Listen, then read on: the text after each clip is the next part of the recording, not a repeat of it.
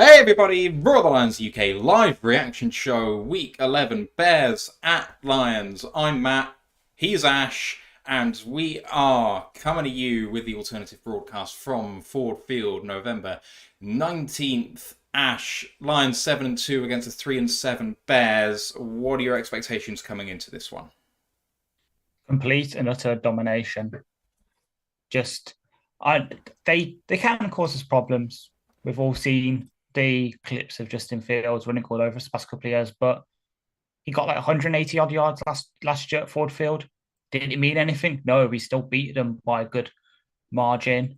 Probably, I think it was about 30 points. So expecting something like that again. Just they might get a few plays on us, especially DJ Moore, but at the end of the day, we're just a lot better than them, and anything other than a complete beatdown is going to be disappointing. Absolutely. And looking ahead to this game, we've got a few bits of team news for both sides. For the Lions, we heard this week that Isaiah Buggs has potentially some issues with the team and he was ruled out early. The other inactives for the Lions, cornerback Stephen Gilmore, wide receiver Antoine Green, guard Jonah Jackson, defensive lineman Broderick Martin, linebacker Trevor Nowaski, and defensive lineman Levi Onwuzurike. To start off with, Ash, on the defensive line, Buggs was expected and Levi was a possibility, but Broderick now is somewhat of a surprise. Yes, we elevated an interior guy, but we thought we might be going with 4 instead of 3. Yeah, it's probably just a thing of trust at this point where Bahana has started games in the league. He started about 9 for the Cowboys last year. So perhaps in this one where we do want to sort of, I was saying on Discord earlier, sort of clog the middle, stop them running the ball up the middle, and then just have contain on fields, kind of makes sense. But at the same time, obviously, we drafted Brod at the end of the third round. It was around this time of this year where we were hoping he would start playing some meaningful saps. So hopefully, it's just he has a couple more weeks of practice to go just to really get integrated and earn the trust of the coaches. But at the same time, yeah, it's a bit of a shock where we are going to go light on the interior again when that's such a high impact position. And I would have liked 4 to bring 4 with us, but looks like a more Pascal, Kamish, Bromeo, Hutch playing interior snaps probably on obvious passing downs. The other bit of Lions news is that without Jonah Jackson playing at left guard, I think everyone's penciling in someone like Coyote Awasika or even the tackle kicked in Dan Skipper, but it looks like the starting left guard is going to be rookie Colby Sorsdal. What do you think? He's had one iffy game to start his career and one pretty solid game at right guard. Left guard, this is going to be interesting. Yeah, it's going to be interesting. I remember, God, week 2, so it would have been the Jags game.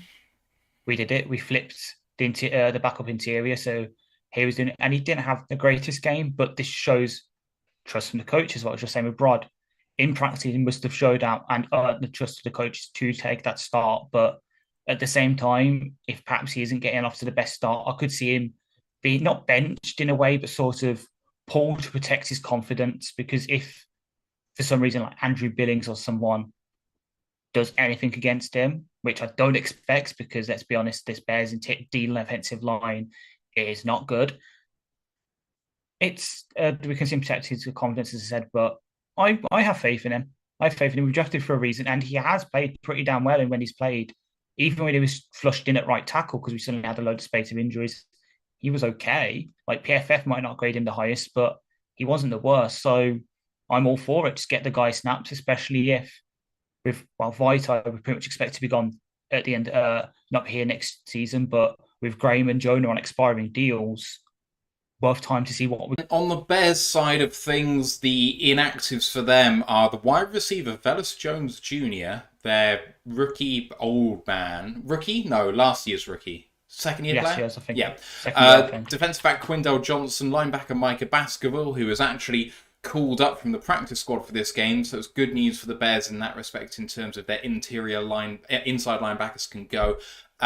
Defensive lineman Dominic Robinson, quarterback Nathan Peterman, linebacker Noah Sewell, who was ruled out earlier this week, and offensive lineman Jatiah Carter. So as I mentioned, they've called up Micah Baskerville and DeMarquise Gates, who are both inside linebackers. But since Sanborn and Tremaine Edmonds are both actors for this game, Ash, you have to assume that's really good news for the Bears. Well, yeah, for them maybe, for us not so much. But even then, Sanborn's.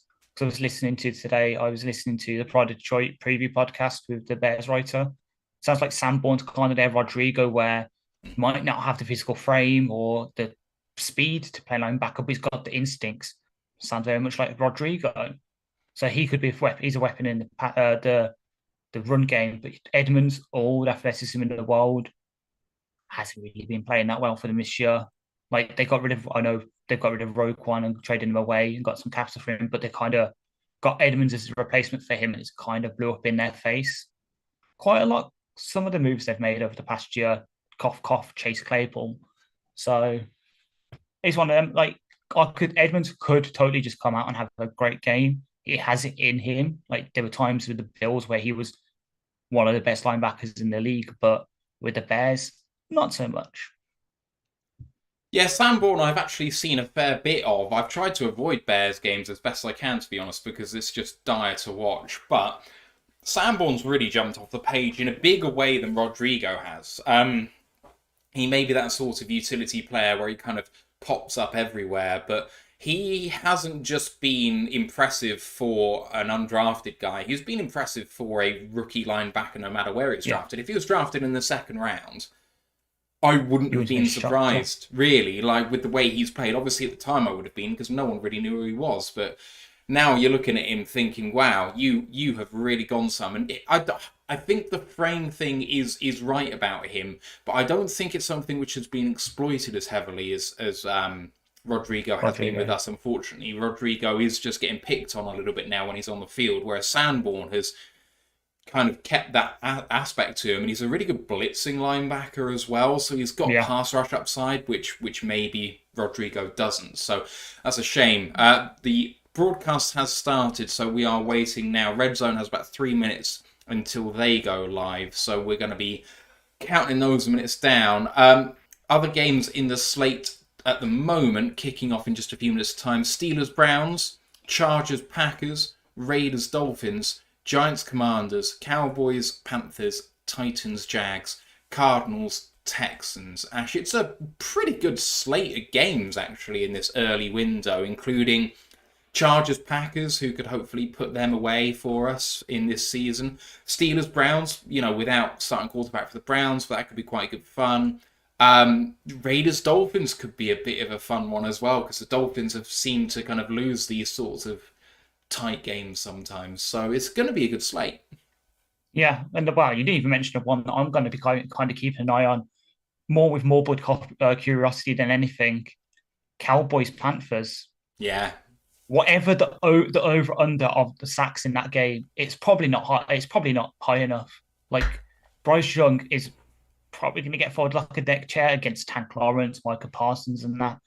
It's not going to be a pretty game, and I feel sorry for him, especially since it's now come out in the past hour that supposedly there's a load of league sources saying that Frank Reich's seat is very hot.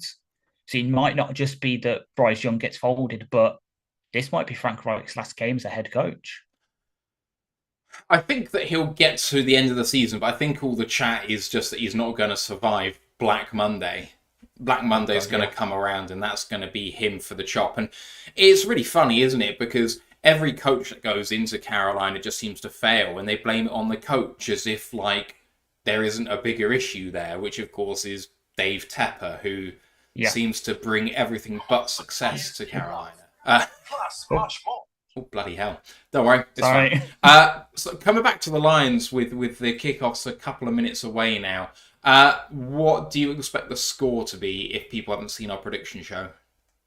I believe I've predicted 34-14 to us. Like, they probably will get a couple of touchdowns. It's impossible to fully shut a team down, but we're just going to put a beating down on them. Like, their defense is not good. I know that obviously they're one of the best run defenses in quite a lot of the metrics, but we've got one of, if not the best 1-2 puncher running back. We're going to exploit that. Plus, we've got so many weapons in the passing game that their really low-ranked pass defense is also going to get exploited. So as you said on our preview show, it's basically pick your poison for them. They try to stop the run, we're just going to pass it on them. If they try to stop the pass, we'll just run on those light boxes. It's a no-win situation for them. Yeah, you gotta hope so. I have just made a bet that the Lions are going to win by more than 21 points, so we'll see what happens with that. But yeah, it's going to be a really interesting game. Just going to give a shout out to a few people in the chat. Mike the Marine's gifted a tier 1 sub on Twitch. That's his 13th gifted sub. Thank you, Mike. That's fantastic stuff. Ash Bellinger, the recipient there. Mike says, I'm going big Lions win 41-16 with 3 turnovers. Hutch strip sack, Jacobs interception, and Branch big hit fumble for Campbell recovery. Very specific. I like it very much. Same. Other people in the chat. We've got Teppo in here, Brent DeWitt, Buckeye in MI, and he's in Ford Field right now, so I hope you enjoy the game, my man. Bailey is in here too, and Bailey, I know, is a Chicago Bears fan, but he is a really, really cool guy. He's part of the Discord channel for the Draft Network, and I've had a lot of good chats with him, so hope you enjoy the game, but not too much. Who else we got? We got Dan Flynn, we've got Teardrop Floyd, Carlton Wood, and who else have we got? Chrissy J, 40 year UK Lions fan, subscribing with Prime for her second month, saying easy win today. Appreciate you, Chrissy. Hope you enjoy the game. And Tony White in YouTube as well with a $5 super sticker. Thank you, everyone and all. Please do give us a like if you can as well. That's much appreciated. You got any score predictions that you haven't put in there yet? Would love to see them. Any comments through the game? You know we're looking to fill time every now and again, so please keep the interaction going, and we're going to have a good, fun time together as the Lions go searching for Ash, their 8th win in 10 games this season. And I mean, we just about got to 9 wins last year, but from 1-6 last year, this scarcely seems possible. Yep, and here's a little fun fact for you to open up the stream. Where the last time the Lions were 8-2, the US president was a certain guy known as John F. Kennedy. You might have heard of him. No idea who you're talking about. No idea. But yeah, that's a long time. And also, before I know I've said a lot about it on Discord over like the past 12 to 24 hours. But before we open up stream, prayers up for Jordan Travis, my king. And fuck the CW for showing that thing 6 times. Yeah. I was actually, they showed it 6 times after. Show it once, fine. Don't mention it again. Don't keep, because it's horrific. Yeah, they did pour it down your throat a little bit. The kickoff is just about to come up. Ash, can you let me know, or I'll let you know when the kickoff happens, and we can try and sync up, and then maybe our social stuff won't look so like, yay, and then I'm like, yay. Yeah. But my aunt makes it, because obviously my aunt watches the TikTok. She makes comments like, why do you look like your dad, like you're having like a fidget attack? And I'm like, it's like, I'm reacting, but also it's me trying to make sure I know when the clips. Kickoff is happening now for me. So I'm, there we go. I waited about 3 seconds, so I'm hoping I'm level with you now. Yeah. So for me, it's just gone to the sideline reporter. Oh, you're now ahead of me. Right. Oh, hang on, I'll refresh my stream. It might just be me. I'm pausing it for a bit. Oh. No, but I just refreshed my stream. This is a shambles. We'll use the play clock. As right. Fields is just about to take the snap for me now. Your ahead of me's in the door. Right, hang on. This is I'm on 7 seconds, and he's just snapped it, and I've paused it. Mine's just doing. Yeah. Fields fakes it, rolls out to the right hand side, is chased by Branch and throws it away. 2nd down and 10. We're roughly in the same place now. Excellent. If you can see Brian Branch's little green mouth guard, I think we're in the right place. Yep. There we go. Perfect. This is excellent stuff. All right, everyone. I hope you have a good game. Good luck. Mark Perez says, hope this isn't a trap game. And TJ says, every game is potentially a trap game. It is when you're one of the best teams in the league. Exactly. As Fields breaks the huddle, in shotgun this time, more flexed out right. Fields takes a snap, and it's a design QB run to the left, and picks up a block, and he skips down the sideline, maybe for a gain of 12 or so. Should be 1st down. Yeah. Picks up 11 yards. 1st down for the Bears. Just a basic kind of speed option where if someone crashed down on him, you just flip it out to the running back. Not bad. But they let him drift quite a long way without going forwards, and I was like, if you Yeah. keep condensing the field, use the sideline as your friend. I thought we played that pretty well, and then he picked up Yeah. a really nice block, and it opened it up for him. So, I haven't got my score bug up. That's no good at all. We need that. Oh, not that one. This one. Here we go. Fields takes a snap, and how he pulls it in, and he beats one man and slides down for a gain of maybe 7. Second down and 3 coming up. Really good start for the Bears, considering everything. They're really leaning against the read option game. Well, I mean, Yeah. we identified the one thing that could beat us, and it was basically this. So if This, they yeah. don't do this, they might lose. Then again, we're saying that, but Second down and Luke 4 Getty here. isn't a good defensive coordinator. It would have been surprised me if he didn't. Oh, lovely spin move, but Fields gets away and he's going to throw, and it's complete to Moore for a gain of about 10 yards, and that's another Bears first down. I was thinking then that Fields might have crossed the line of scrimmage, but he didn't. He actually did very well there. Good blitz pickup too. Branch coming off on the nickel blitz. Tackled by Jerry Jacobs, but Moore had lots of room. Just found a little hole in the zones. At the Lions 43, in shotgun once again, Fields. Heavy set this time. Takes a snap. It's a high one, but good catch. Fields coming back. Throws. Good catch by Cole Kmet for a gain of 12. And another Bears first down. They are rolling, Ash. They are. The tackling isn't so good, but it's also, it seems interesting. We're having Jerry follow DJ Moore rather than Cam. The more physical guy, I guess you would say. Yeah. Cam, thoughtful, but can get bodied a little bit sometimes, so I don't necessarily hate this. Fields almost operating exclusively at a gun here, which you would expect, considering he can't backpedal for hell. Oh, and he reverses, and Hutch destroyed someone. Good. Oh, nice throw to Equinemius and Brown, and he was hitting his ankles in midair, so he actually landed on his back, but a good completion for another 12 yards, and they're in the red zone now, I think. I think Hutch just destroyed. Leveled. Right. Was it Rice? Jerry completely ruined Equinemius then, and if he'd gone down a second earlier, what the hell's just happened there? Oh, Hey. Nebraska basketball. Lovely. I was a little bit ahead of you there, so just pausing for a second. Right, I formation this time.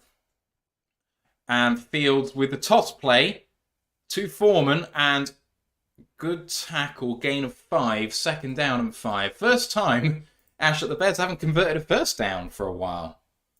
Yeah, we haven't forced a third down yet, and and it seems me mentioning on the preview show that Jack Campbell had a 0% missed tackle rate. I think I count 2 missed tackles on this drive alone. Not so ideal. I apologise. I apologise for. Right, Fields now walks up to the line here for his first snap under centre, I think. And I'm predicting a run. Second down and 6. And play action. Hutchinson getting upfield, but really nice block in the interior. Fields going to go for it. Does get about 10, 11 yards there. And it's first down and goal from the 5. Fields has marshalled this drive exceptionally well. Yeah. And check out this block by number 13 on Hutchinson. Just fences him off. That's really good work by the wide receiver, whoever that is. Tyler Scott, the rookie out of Cincinnati. He knew the assignment. Should be first down and goal from the 5 here. Lions fans getting loud in the stadium, but Lions facing going behind early here. Takes a snap and pulls it. Oh no, sorry, he did hand it off and he got all the way down to the half-yard line, Khalil Herbert. Donta Foreman. Who's that? If it's 12, it'd be Donta Foreman. 21. 21. Oh, yeah, 21 Foreman, yeah. All right, second down and goal from the 1. Not an ideal first drive on defense for the Lions, but I'm watching it kind of going, what do you do against this? 10th play of the Ball back in drive. the game. Jumbo set is out there. 2nd down and goal from the 1 as they flex lots of people out. Fields is going to take this. And they didn't get it off. Did they get a timeout?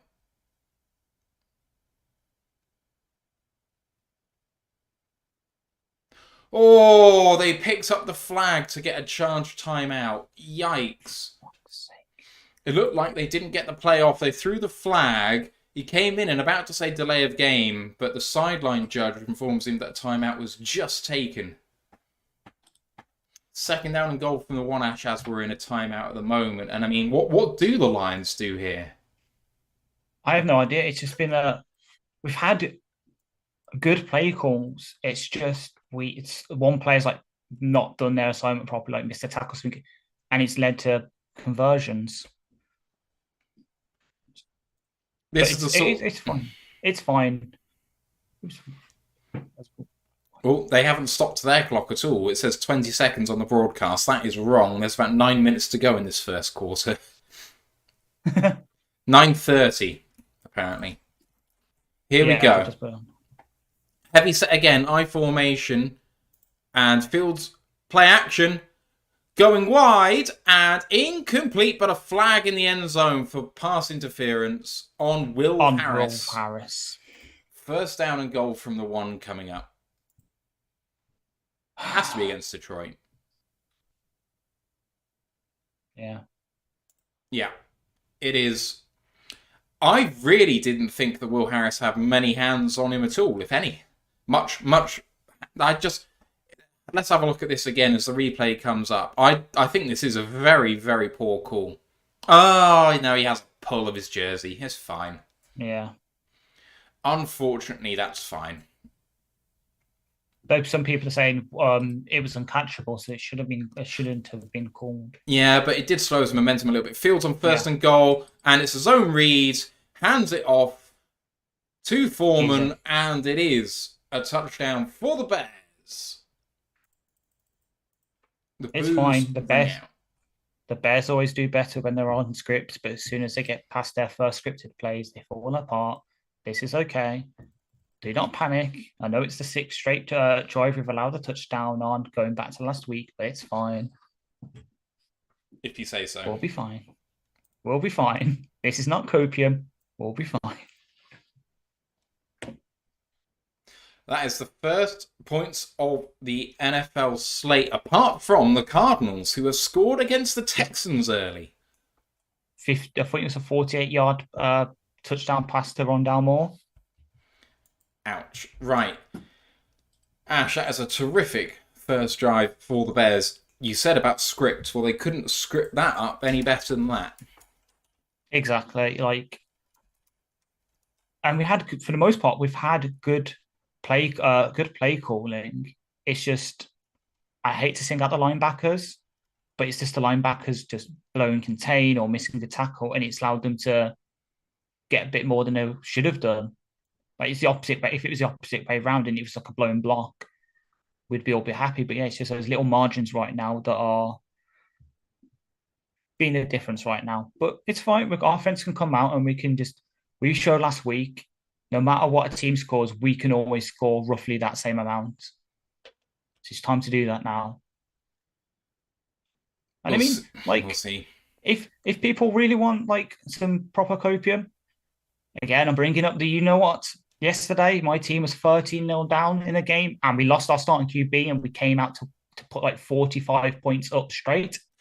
Are you seriously comparing North Alabama to Chicago? I mean, at least North Alabama were doing really good play calling yesterday. This has just been basic bitch play calling. So, yes. I mean, the thing is, we were looking at this game and saying, what's the way to win for Chicago? This is exactly it. I mean, You don't have to make a complex offense to have a productive offense. And if Fields can reduce the game down to, I'm going to run it unless you stop me, in which case I'm going to pull it and I'm going to pass it to an open guy because you've come forward to block me, that becomes really hard to stop. I think that means that you need to get a bit more pressure and get another man in coverage, which frees up another man to go and rush. So you've got another one on field and another one in coverage. And if he gets you deep, he gets you deep. But when I talked about keys for the game, I said I'd like more cover zero for the extra man in here, and it does look like we are missing a guy somewhere. Exactly, yeah. Just one person's blown an assignment. And I agree. We need to get pressure. Like, it's all well and good us trying to get contained, but as soon as we've set that contain and Field has got the ball for like half a second, 1.5 seconds, bring someone to get that pressure because you've sort of pinned him in. You need to get the killing blow on him. Like,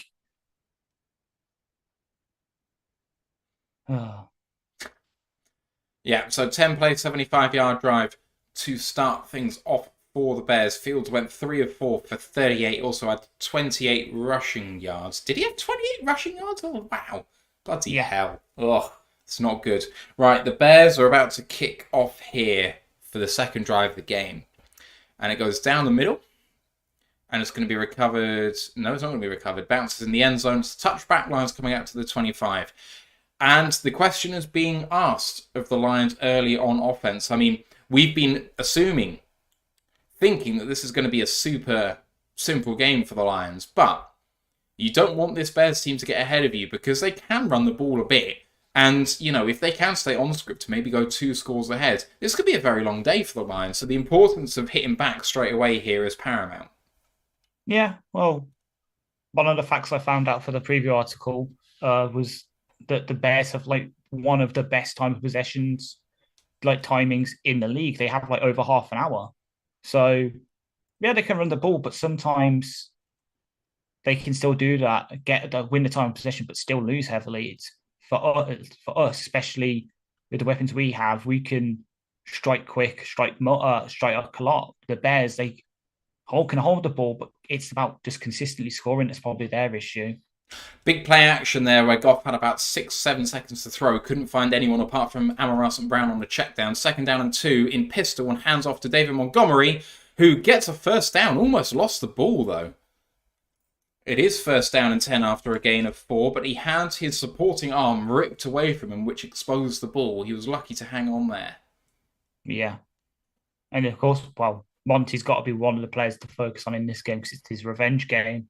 As much as he tried to downplay it this week in interviews, he's got that little extra something to give him a bit of fire today. I formation and Goff pulls it again, looking deep down the field. He's got loads of time and he chucks it at Montgomery's feet and got hit late. Got hit really late. No flag. What is going on there? So Malcolm Rodriguez in the backfield as a fullback. Oh, that's so late. But yeah, don't you remember the Seahawks game where a player did it even later and even harder? It didn't get flagged because I thought he had the ball still. 2nd down and 10 from the Lions 36. That should have been flagged and they got away with it. Goff changes or calls out the mic. 5 seconds to get this off and he hands it off to Montgomery. Comes up the middle, runs into his own man, continues to go forward. Good second effort by Montgomery. Gains about 5. It's going to be 3rd down and 5. It looked like he was only going to go for 2 there as he checks out for Gibbs.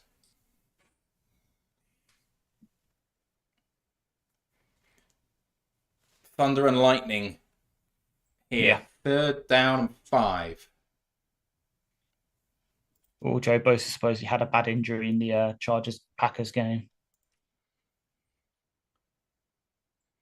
There we go. Goff empty, 2-step drop, looking left. Really nice play by the Lions. Amon St. Brown, nice and open for a 7-yard gain and a Detroit Lions 1st down.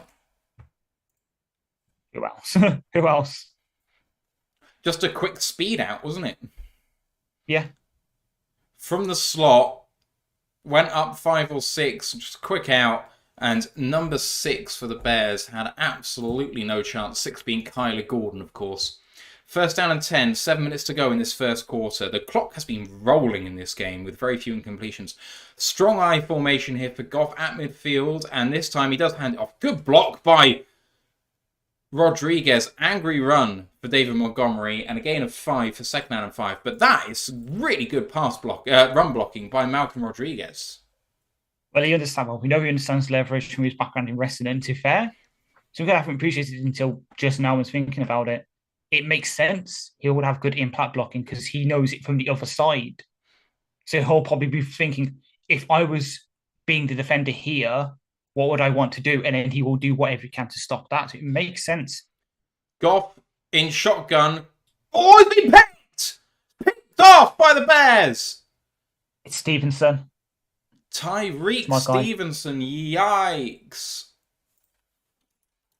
And the Bears have got a chance here to go up 2 scores early.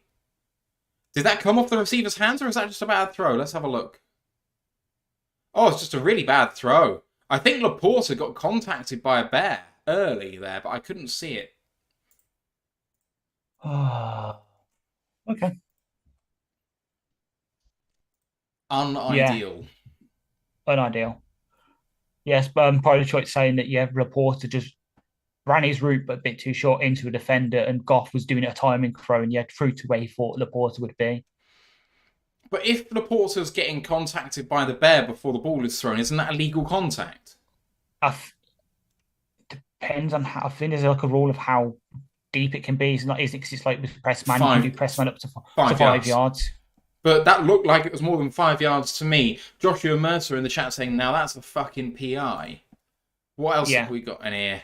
I don't think it's PI, I just think it's illegal contact. Shanks says set within 5 yards. So I think it's beyond 5 yards, but we'll see. I want to see this on the replay, but we do know that the Bears are taking over, and now the gauntlet passes from the Lions offense to the Lions defense. Stop yourself going 2 possessions down here. Oh, this feels unfamiliar. Don't like this. So Justin Rogers has explained to it. He ran into the zone defender because the zone defender had his eyes on the QB.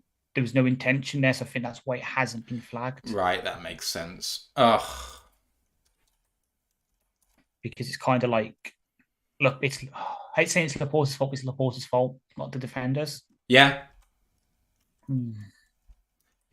At the end of the day, the defender is entitled to his own space. If he gets run into, it's not his fault. And we've seen that a few times this season where there looks like there should have been a call, and you actually look at it and it's a really good no call because there's not intention doesn't really come into it. If a defender is standing there and doesn't move and gets contacted by the offensive player, in fact it could be OPI because you're not entitling the defender to their space.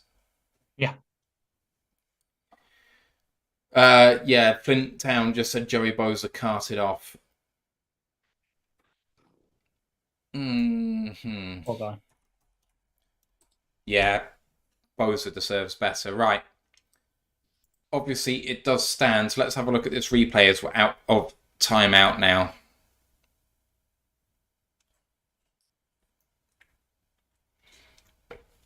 No, we don't see a replay, but we're at the 37-yard line of the Bears. So they've got a little way to go here.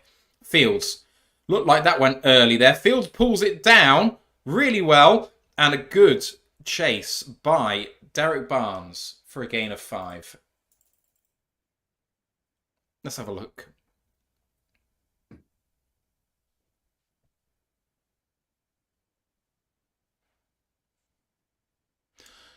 Oh, I mean, they both... Well, Laporta levels Brisker.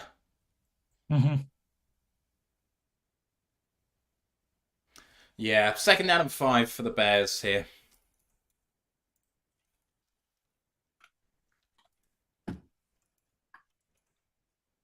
Fields on play action, dumps it off to Komet, who gets the first down, fighting for it, gains 7, and it's 1st down and 10. Getting towards midfield now.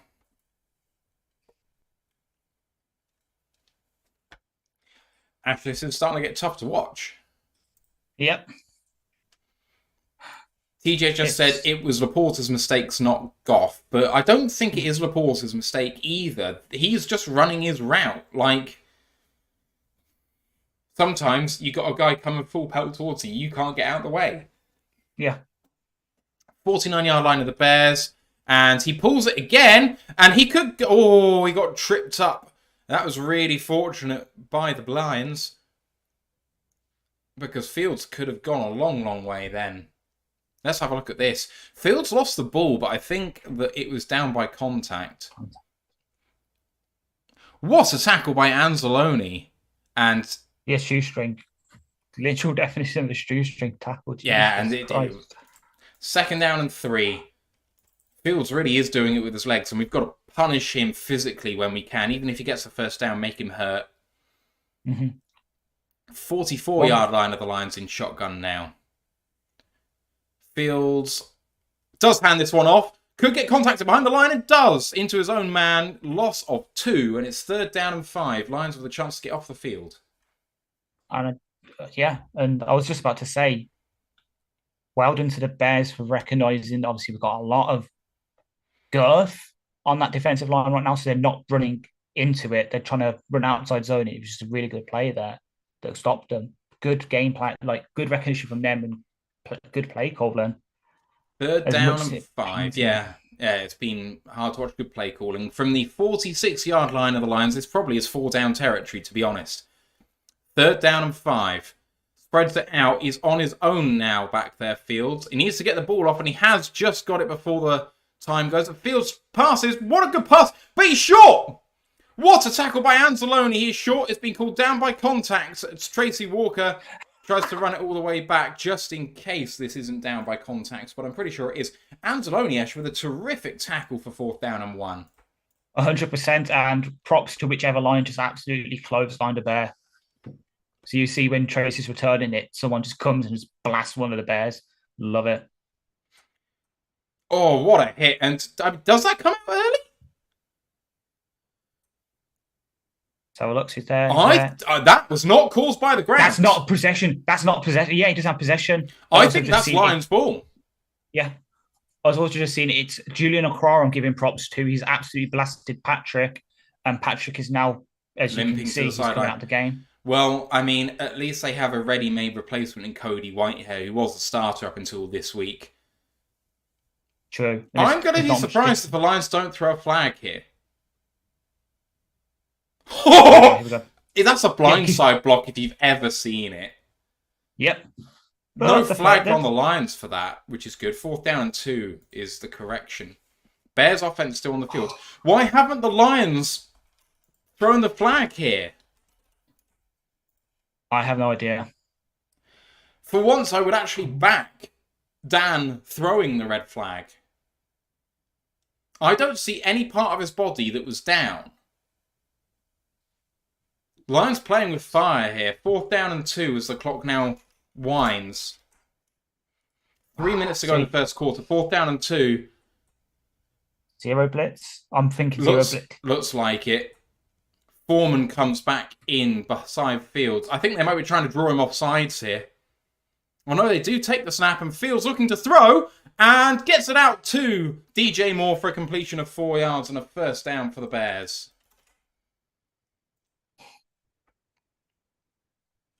I don't understand why we didn't challenge this. But I'll tell you what, I am surprised they didn't throw a flag for unnecessary roughness. The Lions run into themselves there. Jacobs and someone else. I think it was Campbell. First down and 10 with 2:15 to go on the Detroit 38. Fields in pistol with 3 receivers to his left and hands it off. Contacted in the backfield by Brian Branch. That's a loss of 7. Thank you, Ryan. Actually, it's a loss of 6, but what a play by Branch.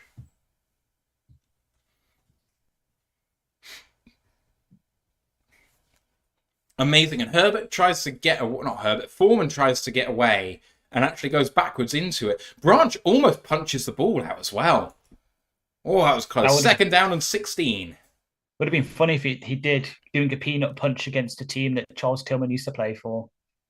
Second down and 16 at the 44, and Fields, RPO, looking deep for the touchdown. Gets it to the end zone, but he overthrows DJ Moore, and it's going to be third down and 16. Interesting use of the Equanimous there by the Browns. The Bears. You see him lining up almost as a tight end on the left-hand side of the formation. Oh, and they had him beat over the top if Fields had put it on him. Walker had lost his man, And Jacobs No, only you know- just stayed with more. Fields would Well like done, that one Rooney. back. But 3rd down and 16, and they are out of field goal range, I think, as it stands. It would be a 61-yarder from here. Maybe just get a small completion to Komet. Komet would be the DJ guy with the Moore. targeting system. Oh no, Fields! The fumble! Live it! Oh, they've called it incomplete. Kamish, of course it is. Is this an incomplete? Fields does let the ball go, and it's batted into the floor by Kamish. What a play. Oh, man. I thought that we'd hit the ball out there, because the way it came down, it looked like it'd been hit out of his hands. They are lining up to punt.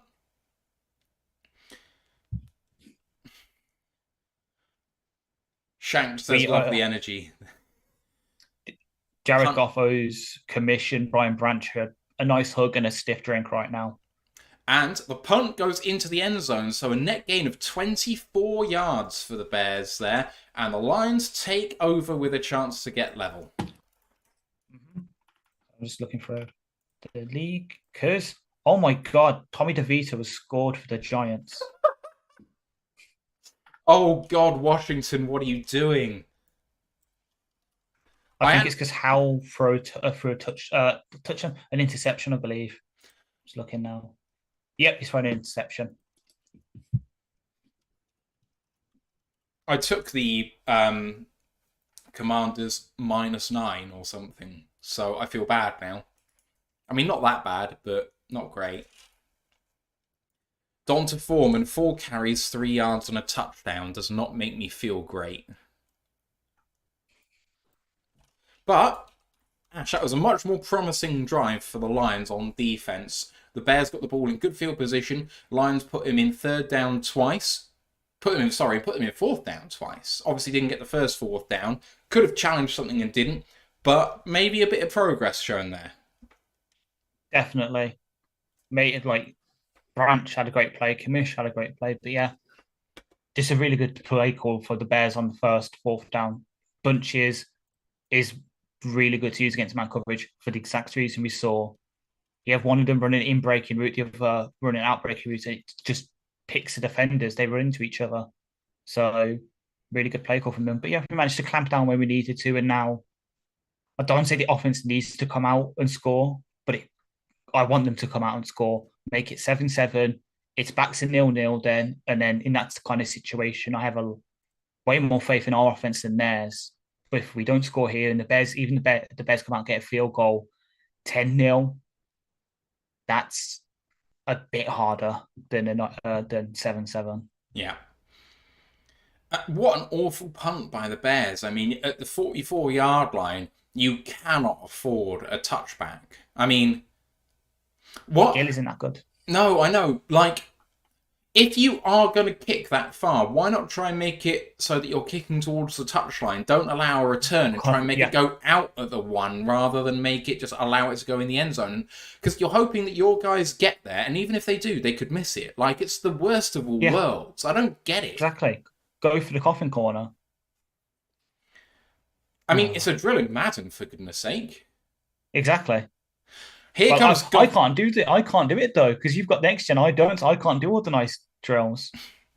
1:09 left in this first quarter. Goff under center pitches it back to Gibbs, and that's going to be no gain there. 2nd down and 10, contacted by Tyreek Stevenson. So Justin Rogers just tweeted out from the rule book, Article 4, incidental contact beyond the 5-yard zone. Beyond the 5-yard zone, incidental contact makes this between receiver and defender. Because someone said about it being, obviously, the report being PI. Yeah. So just 2nd down and 10, and Goff in shotgun this time in 0-1 personnel. Blitz coming. Goff throws it. Good catch. Amon-Ra calling it a catch himself, trying to convince the judges that it was a catch. It was not. That is incomplete.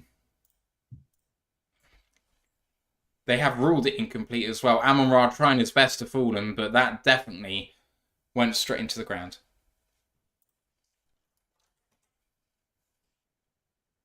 I'm not at 30 the point of begging it offense, but I'm getting to that point. Please just No, convert. no. There's a long way to go in this game, but it has not been a good first quarter on either side of the ball. The fact that we're only 7-0 down is a blessing here, but it would be nice to get some room here for the punt, at least. Exactly. 32 seconds left in this first quarter. 3rd down and 10 as Gibbs checks in and now releases. Goff throws, and it is complete for a first down to Josh Reynolds. Eddie Jackson tries to rip him down. He almost tore his head off. Yeah. Wants it with opposition safeties and trying to break Josh Reynolds' spine, man. Jesus.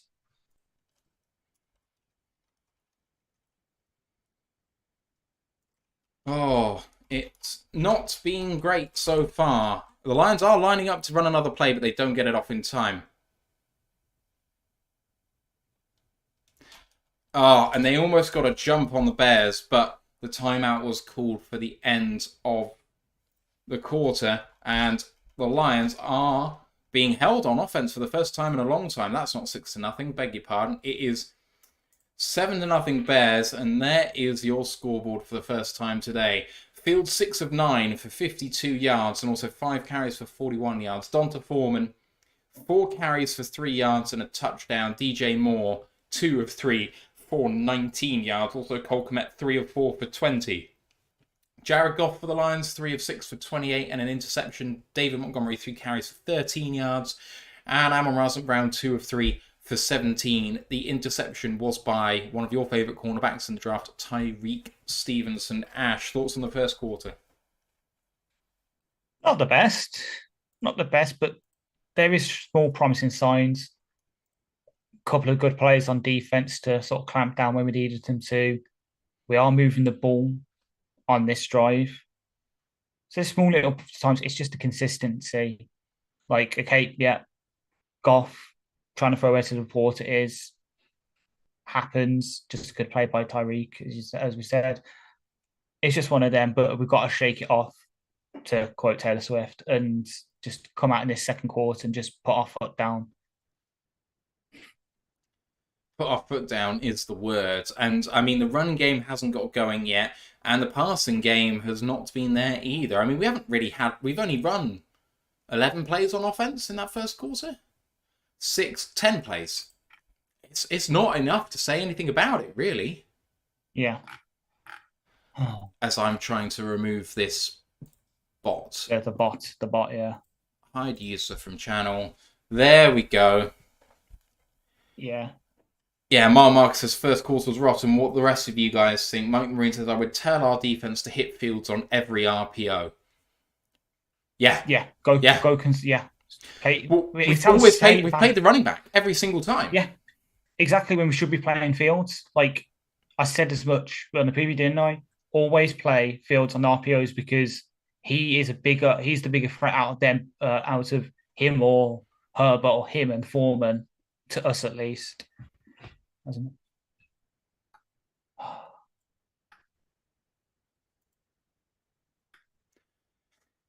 As the Bear Down Chicago podcast take little pot shots at us, our friends over at Bear Down.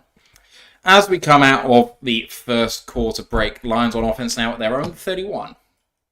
Goff under center in 11 personnel and fakes a handoff. And Goff winding up to go deep.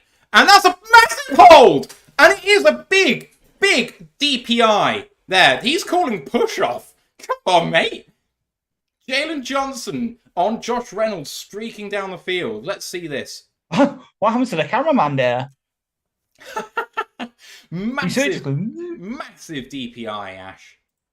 Yeah, and I bet you're happy because it's you don't like Jalen Johnson. So well, I said you pick on him because he can't do anything but give up DPIs and big plays, and that was egregious. Exactly. And that is a 40-yard penalty from the Lions 31 to the Bears 29, I think.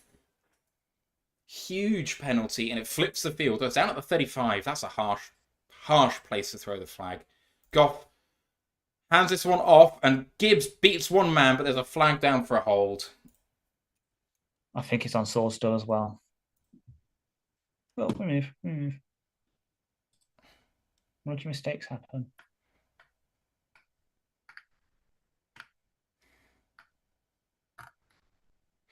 Holding on 75, 10-yard penalty and first down. It is Colby. Good spot by you, Ash. It's just I didn't spite it. I just thought out of all the Oi, can't afford that. First down and 20 now.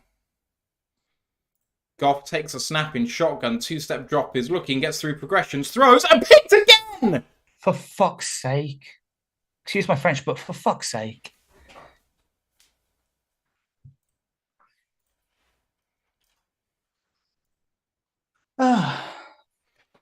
It's Tremaine Edmonds. Is it? Or was it TJ Edwards? I think it's TJ. Yeah, it's TJ Edwards. Yeah. Oh, from the sublime to the ridiculous. The throw to Josh Reynolds was fantastic for the 40-yard DPI.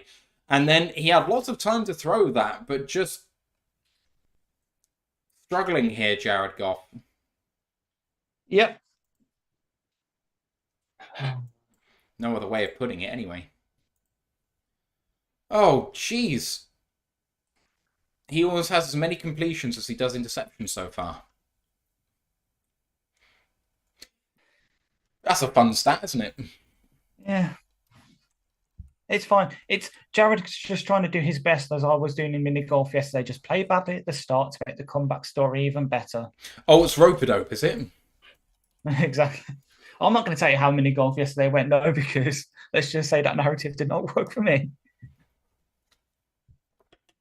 Let's have a look at the scores around the league. Cleveland up 7-0 against Pittsburgh. Arizona 10-7 up against Houston. Houston have the ball, but deep in their own territory. Jacksonville 7-0 up against Tennessee. Tennessee are in go for it territory on 4th and 2, but they probably won't go for it because it's Tennessee. Vegas are up 10-7 against Miami, but they are massive. Yeah, they just scored massive. I think it was AOC to Adams for like 40-45 yards.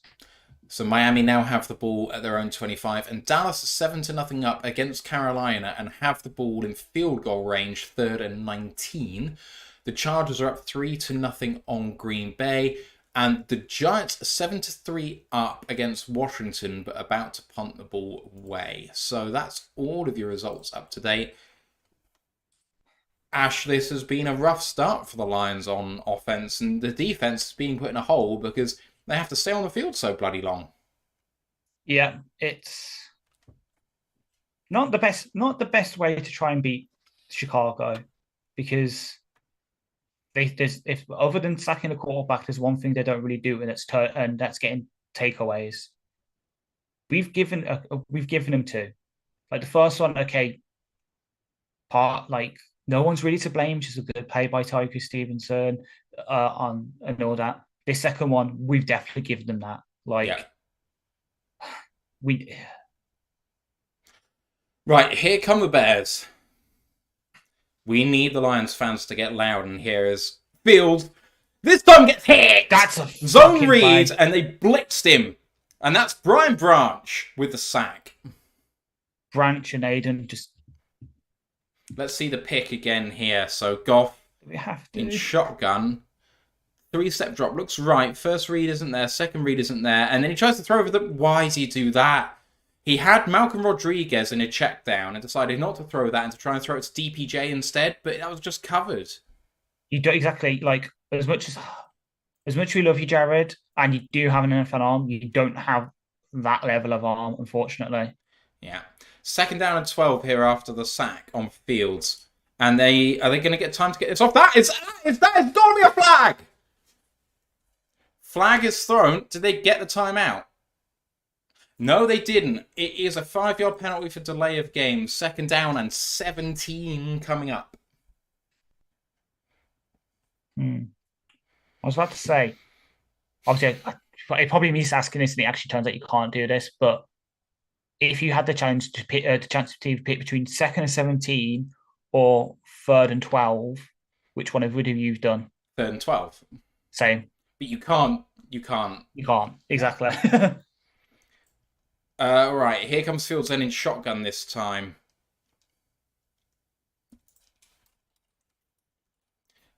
Two-step drop, three-step drop, looking to throw, gets it away, and it's fumble! And that's out!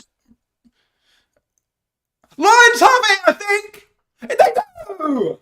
Lions have it! Let's go! Yeah! Alex Anzalone has it! Sutton forced it, Anzalone got it. Yes! Oh, they Thank came you. up big. And he's down injured. Who's down injured? Someone's down Uh, injured. Whoever that was. I think it is Peanut Punch, and then I think it's Donta Foreman. Foreman. What a heck of a punch out. Oh. Anzalone missed it. I think Tracy Walker actually gets it. Oh, Anzalone gets it. Where did he come from? Who is it who's hurt? It is Donta Foreman. That could be... Well, I mean, I know they've got another 3 running backs out there. He looks okay. He looks okay, but that means more Roshan Johnson, in my opinion. You keep Herbert at his level to bring the Roshan Johnson. Lions needed that bad. And here we go.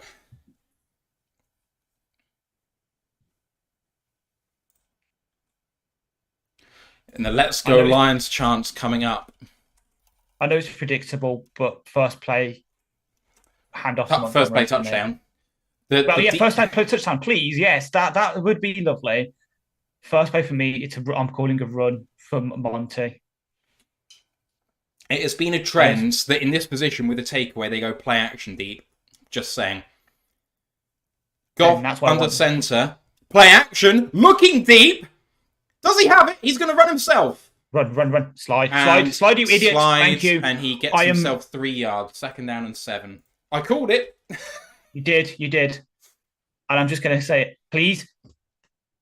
I know Jared Goff can't hear me now, but after this, every single time a QB Goff runs, as soon as he sees a Bears defender anywhere close to him, slide, please. You're not ready to lose another quarterback. Exactly. I'm not. Yeah, I will cry as I read Andrew Sisko's down injured for Jacksonville, which is sad because he's at the 30. 2nd down and 6. Goff hands this one off to David Montgomery, who gains himself 3 yards. 3, yeah, and it's 3rd down and 3. And it is going to be a touchdown for Green Bay here. Jaden Reed, 32-yard touchdown run makes it 7-3 Packers, which is not a fucking deal. 3rd down and 3 for the Lions. They are in field goal range, but they're looking for more than 3 here. Goff in shotgun here in 1 personnel and hands it off to Gibbs. Blocking is good. 1st down and more. 25. Out of the 23-yard line. Graham Glasgow with a fantastic block. Really nice delay hand there. Yeah, we knew it was coming because you can see with the way that Graham was lining up there. And then Decker was the one getting upfield for him as well. Great design on that one. So that's one thing that I've read about. I'm trying to pick up on is with how linemen line up now. Are we going to get fans? Wildcat! We're in the Wildcat! We're getting David Montgomery, he keeps it and runs for a gain of 4.5. And that looked like a lion went down injured there, but we'll see. Ben Johnson's getting spicy with it in the Montgomery at the Wildcat. Not the first time we've gone Wildcat this year, but it might be the second. I seem to remember Montgomery being in Wildcat before. 2nd down and 6 at the Chicago 9-yard line. It was when we did the weird snap through Goff's legs. Jared Goff under centre now in 11 personnel and hands it off. Montgomery up the middle, gets contacted early, gain of just over 1, and it's 3rd down and 5.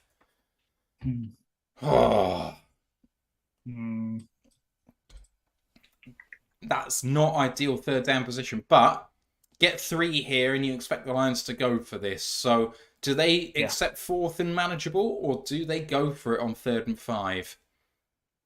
It's at the 8-yard line here. Gibbs splits out wide as a wide receiver. Amon-Ra comes across left to right, and Goff, little pitch to Amon-Ra St. Brown, and he gets a first down. Gains himself 6. First down and goal from the 2. Lovely play design there. That's like, it's almost a Kansas City shovel pass type thing. Yeah. But it's just designed differently. He almost went into Saul's knee. Pass, yeah. Saul is very lucky to escape injury there. First down and goal. And a big drive here for the Lions. First down and goal from the 2. In shotgun with Amon-Ra in the backfield. And speed out, and he's almost... Oh! That is almost a pick 6. This is... And I was just about to say... I was going to say, do a play-action pass. I am... This is so easy to read. And that's Jalen Johnson. Yeah. You have a look at Amon-Ra St. Brown on the speed out, and you think that's a mismatch, but Jalen just reads it all the way, and Goff is so lucky to not have his 3rd pick. That needs to be misdirection. Yes. And now Jalen Johnson's on the sideline as the Lions split out late. Goff pitches it. This is going to be a touchdown for Jameson Gibbs.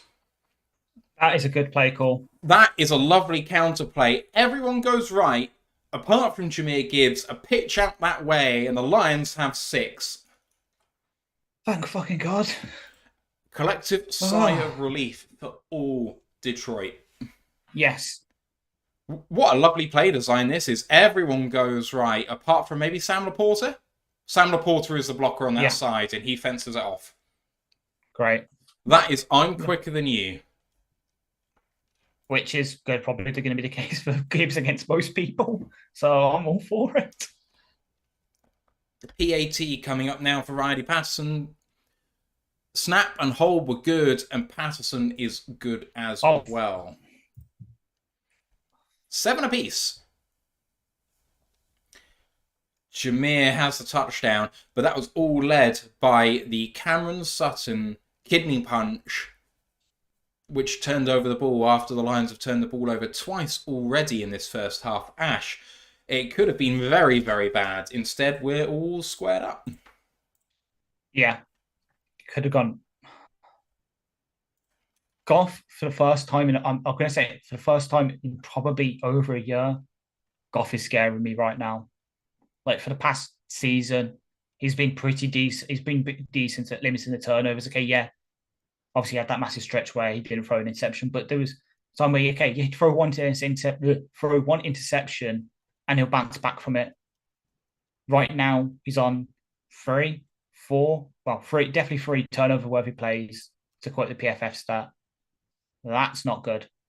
That's not what we need from him right now. This is a divisional game. You want to limit those kind of variance plays because you don't want to give them any advantage. These games are weird as enough as it is. Let's not make it easier for them by start throwing interceptions. Oh, Mark Perez said, I need a cigarette, man. This team stresses me out. I haven't smoked a cigarette for about 7 years, but I feel your pain, Mark. Mark said, at least red zone stats are a bit improved with that touchdown, yeah? That's a silver lining and a half. But you're right, Goff is scaring me as well. Like, he is putting the ball in harm's way. He's stacking bad plays on bad plays. He's not looking like he's forgetting what came before. Yeah. And he's got to get out of that habit because that can get in your head, and it can get in your head for a while. Exactly. It's insidious, you know? Yeah. In a way, I don't hate saying it because it's what we need to do, but we need to just scheme him up a few easy completions. I think that's what that Amon-Ra touchdown pass is meant to be, though. True. But that is a schemed up easy completion, which is just a really good play by the cornerback. And true, yeah. Just run like a dagger concept or something at the first place, or a mesh, just something, just something like that.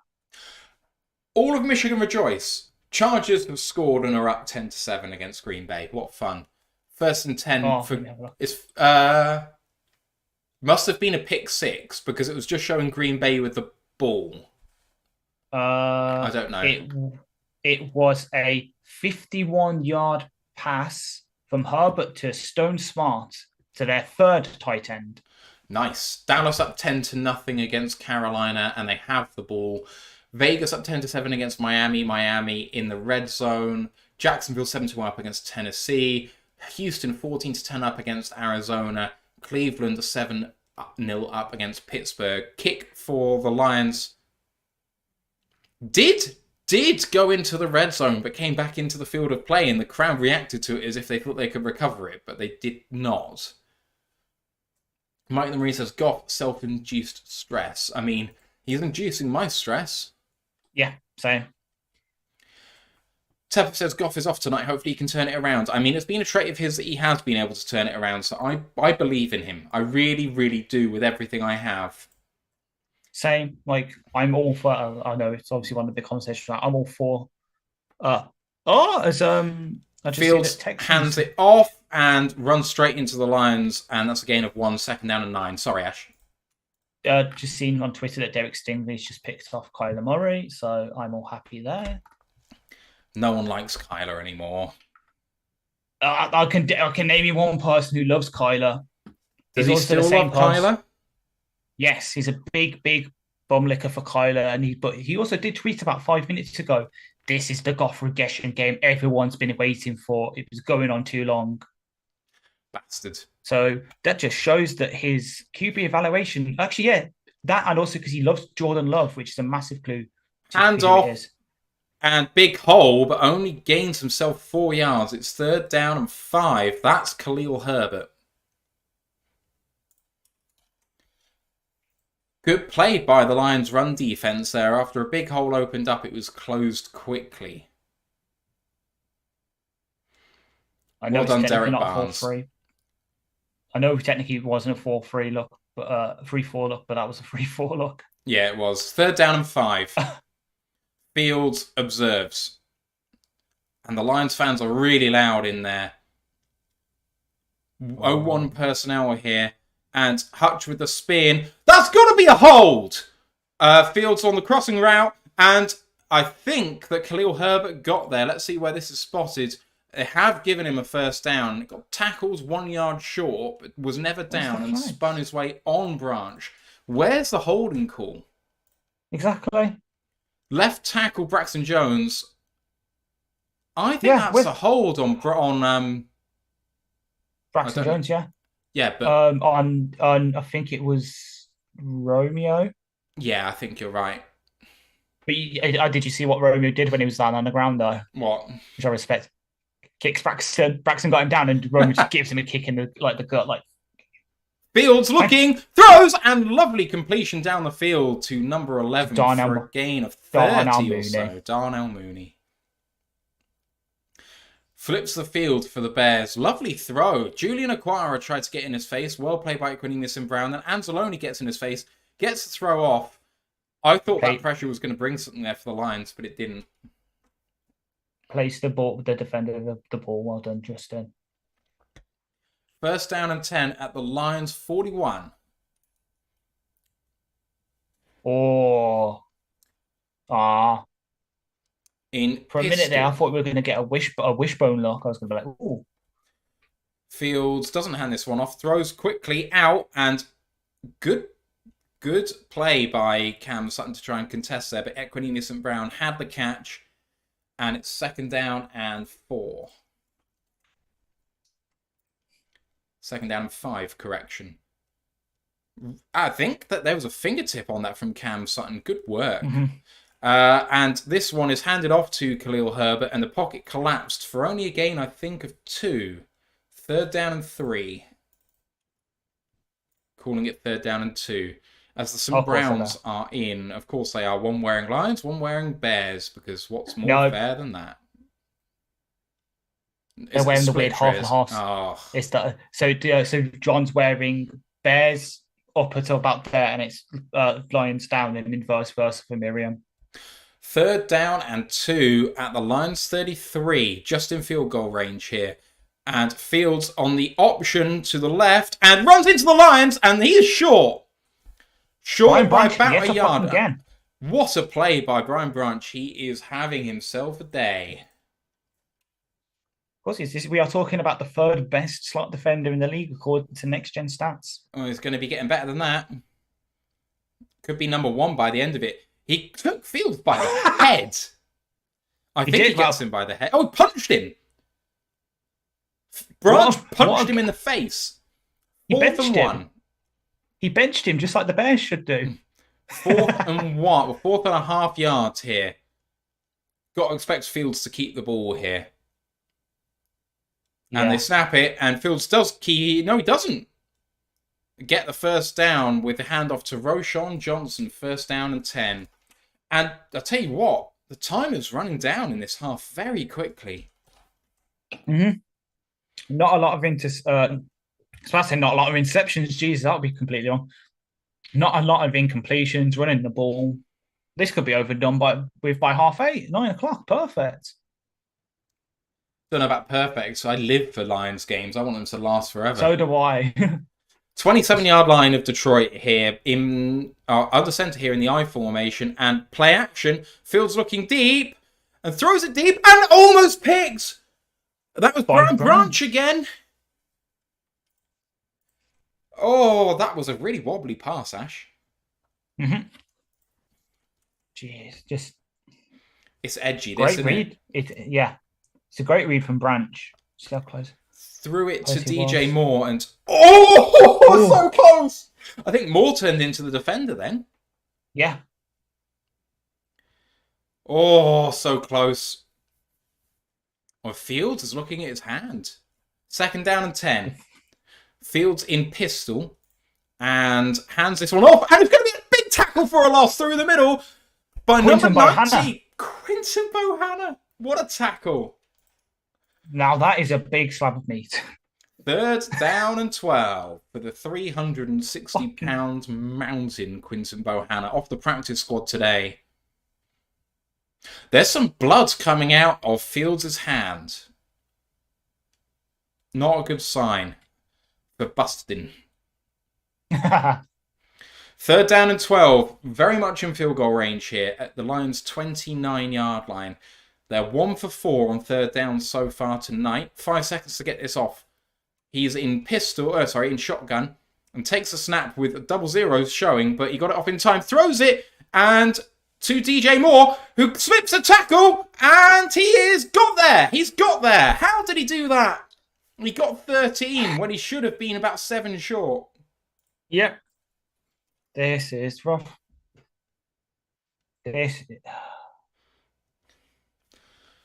Literally had him by the fucking leg, and he still converts. Well done by Moore for not giving up on the play, because Kirby had him by the ankle, but he managed to get free and then uses the blocker out in front. And Moore, with great effort, 1st down and 10. 2:50 left in this half. At the 17 of the Lions now. And Fields with the design run, and he's going to slide down for a loss of 2. That's a sack. 2nd down and 12. It feels like DJ Moore's had more than 32 yards. 2nd down and 11, they're calling it now. And Fields taking the sack there. I think that's going to be on Cam Sutton. Yeah. There is just enough time to get one more play off before the 2-minute warning here, which the Lions need to preserve time for the rest of this half. They will get the ball back to start the 2nd. 2nd down and 11 with 5 seconds left on the play clock at the Lions' 19. Fields takes a snap. Fields stepping up. Gonna go down, but stays on his feet. Gains himself 6, and it's 3rd down and 5. Could have been a sack, but instead he kind of almost crab-like runs down on the ground without going down properly. My God. The amount of broken and missed tackles on so far in this game is painful. It is. Mike the Marine just said, holding. Yes, I know. We haven't had any called yet so far today, apart from on the Lions once. Yeah, on Salisbury, yeah. Marmark said, and I still despise third quarter, at least we get the ball. Well, let's hope that the first and third quarters are reversed, because we could do with a proper first quarter. On another note, considering we're just watching the trailer for this, I can't wait to watch Napoleon. Me neither. I know people aren't happy because it's twists history a bit, but I want to watch it. Like, I love Joaquin Phoenix, my favourite actor maybe of all time. Fair. Oh, right. I've still got my clock running, and that's, of course, wrong. There's probably less than 2 minutes left. Just let's have a look. 1:55. Yeah. So third down and 5, is it? Third and 6 according to ESPN. Thank you. Oh, we need to hang on here. Yeah.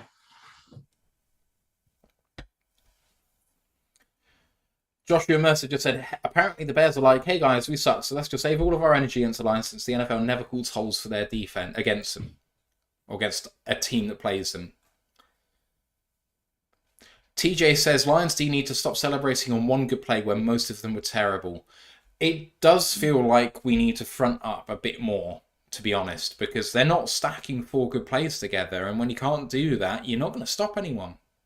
Exactly. Like, there has been a couple of good plays to be said, but yeah, for the most part, it's been average plays, and it's been where we make 2 average plays, and we get the Bears into like a 3rd and 5, like we did before, and then something just happens, and then it converts. So always one thing goes off, and suddenly they just convert into a new set of downs. Here's the rest of the scores around the league. Cleveland 7-0 up against Pittsburgh. Houston 14-10 up against Arizona. Arizona have the ball there. Jacksonville 10-0 up against Tennessee. Miami down 10-7 against Vegas. Dallas 10-0 up against Carolina. And the Chargers 10-7 up against Green Bay. Finally, Giants 7-3 up against Washington. As we are out the break, 1:55 left. 3rd down and 6. Whatever happens, the Lions are going to start using timeouts from this point on. From the 13-yard line, Fields takes a snap. 3-step drop, looking to the end zone, and incomplete as Fields get absolutely hammered in the backfield. Anzalone in coverage, overthrew him under pressure. 4th down and 6, and it's a field goal unit coming on the field. So we'll have about 1:45 to... Ali McNeil absolutely smoked him. Yikes. That could have been roughing the way he hit him that hard. My word. That was assault. 4th and 6 then. 31-yard attempt for the field goal. And up and good. Straight through the middle. 10-7 with 1:47 to go. Ash, final drive for the Lions then, hopefully, in this half. Down by 3, and could be a lot worse. It really could. We need to come back. We need to come back and answer now on this drive. Even if it is just a field goal, just bleed the rest of the time, kick a field goal. She said, we get the ball coming out the second. 10-10. Let's go. I don't say let's win the second half, because that's a bad analogy, like a bad thing to say, because obviously you should win the whole game, but let's just come out and win the bloody second half, please, because perhaps we overstated things, saying, "Oh yeah, it could be a blowout," but let's just win this bloody game, please. It's not beyond the realms that we lose this game, is it? It really isn't. Yeah. The way that we've played so far, it's hard to say anything else, I think. The Lions have run 19 plays on offense versus 35 plays for the Bears. That's where we're at right now. Time of possession probably is pretty ugly, therefore. Bears have had 19.5 minutes to the Lions' 8:43. They have beaten us by almost 10 minutes, so almost 11 minutes so far. All manners of pain. And yet, we're only 3 down with a chance to take the lead. Exactly. That's the problem. Like I said, the Bears so far this season have averaged like the 6th best time of possession per game in the league, yet they still lose. So it's not. It's I'm not not too worried about everything. time possession. It's not everything, but say it's just about the execution right now. I- We've gifted them to now it's kind of balanced back down to where they've also given us one, but they've still got one more takeaway than we have, and that's been the kind of thing that's given them the lead in a way. Yeah. Like they've just had more chances to score than we have, and it's infuriating because we are better than them. Yeah. We shouldn't be stooping down to their level. Yeah, it's painful to watch even though we're only 3 down. Exactly. I will say that considering the difficulty we had on the first drive, our defense has been excellent since then. Even though they've been driving, we have been keeping them to mainly short gains. And I will say that the running back situation for the Bears, apart from Fields, looks dire. Donta Foreman got that touchdown early, looked like he was going to have a good day. He's now had another couple of tackles for loss. He's down to 1 yard total. 5 carries, 1 yard, 1 touchdown. Can he be the first guy in history to have negative yardage with several touchdowns? Because I feel like that's possible right now. I think someone's already done it. I think they've done it with 1, but I'm not sure they might have done it with 2. I just feel like he still might be the goal line back, but get tackles for a loss. Don't know. Anyway, the kickoff is in the air. And into the end zone, touchback. And the Lions are going to have 147 and all 3 timeouts. It's the multiple. Really? What was the... It's not the multiple, but I knew there was someone that did it. Oh God. That's the one I was thinking of. It wasn't negative yardage. It was Jerome Bettis I was thinking of. So once in a game, Jerome Bettis rushed 5 times, got 1 yard and 3 touchdowns. And then obviously there was the famous Reggie Bush having 12 carries for -3 yards and a rushing touchdown in a season. Goff dumps it off to Amon-Ra St. Brown for an 11-yard gain. Yeah, go on. Tempo. Let's go. Yeah, we don't want to use the timeouts here because we don't want to leave them any time should we fail. 1:30 to go here. Goff in 11 personnel. Looked like a false start there by Taylor Decker, but not called. And Amon-Ra St. Brown again for a gain of 13 yards and another first down for the Lions. 1:19 left. They are moving. Goff in shotgun once again in 11 personnel. And again, Taylor Decker moves early, not called, and dumped off again to Jahmyr Gibbs. Caught round the head and then contacted in the head. 8-yard gain. Tempo still going. No flag. 2nd down and 2. Almost in field goal range. Goff takes this one. Blitz coming. Goff throws towards the sideline. Incomplete. 3rd down and 2. 44 seconds left. Very, very quickly got down here, didn't we? We did, yeah. El Juddman says timeouts question mark. At this point now, timeouts become viable, but the Bears have 2. If they got the ball, if we don't complete here, and they get the ball with 35 seconds left, they can still score very easily. Please don't speak that into existence, please. Well, yeah, but this is why we haven't used the timeouts. I know. Right. Jared Goff in shotgun, in empty. 0-1 personnel. Goff looks short, pumps over the middle for Jameson Williams. Gain of 13 and a first down for the Lions. Over the middle, short pass. J-Mo's there. Exactly. And they use J-Mo did a catch. J-Mo did a thing. Aaron Jones is down hurt for the Packers. Oh, no. Anyway. Exactly. There it is. Fuck off, Rob. We both were going to say the exact same. I was going to say Gronk, though. But yep, we were going to say the same. He was Gronk while he was a player. He's Rob now as a pundit. He annoys the fuck out of me. That's fair. First charge timeout on the Lions. And for some reason, the play clock is still running. Why are they winding the clock? Because ESPN are dum-dums. Goff.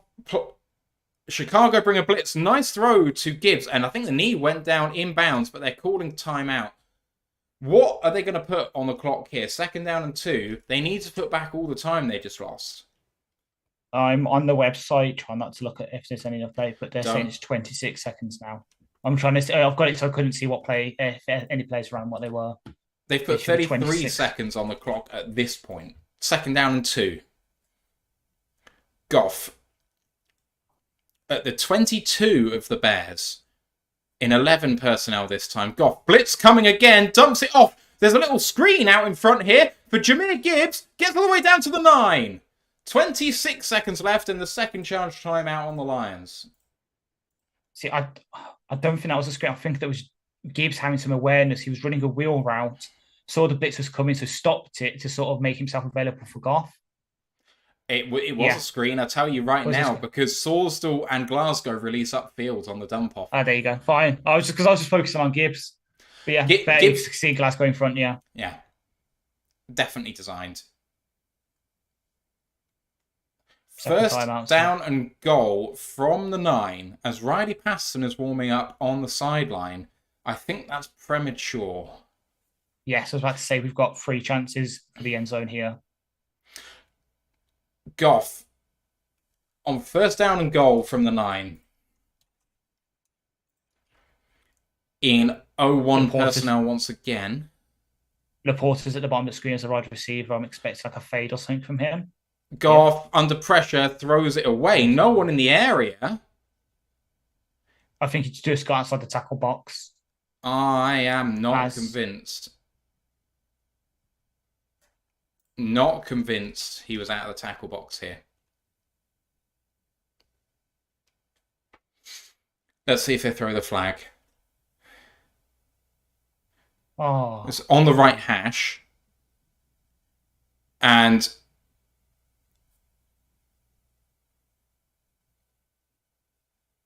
they're saying in the coverage they think he's out of the pocket, so maybe they haven't called it.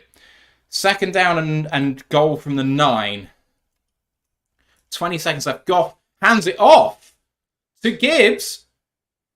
Makes 1 miss, but only gains himself 2 yards. 3rd down and goal from the 7. Final timeout taken. Now cannot take a sack. What the hell is going on with the bloody game clock right now?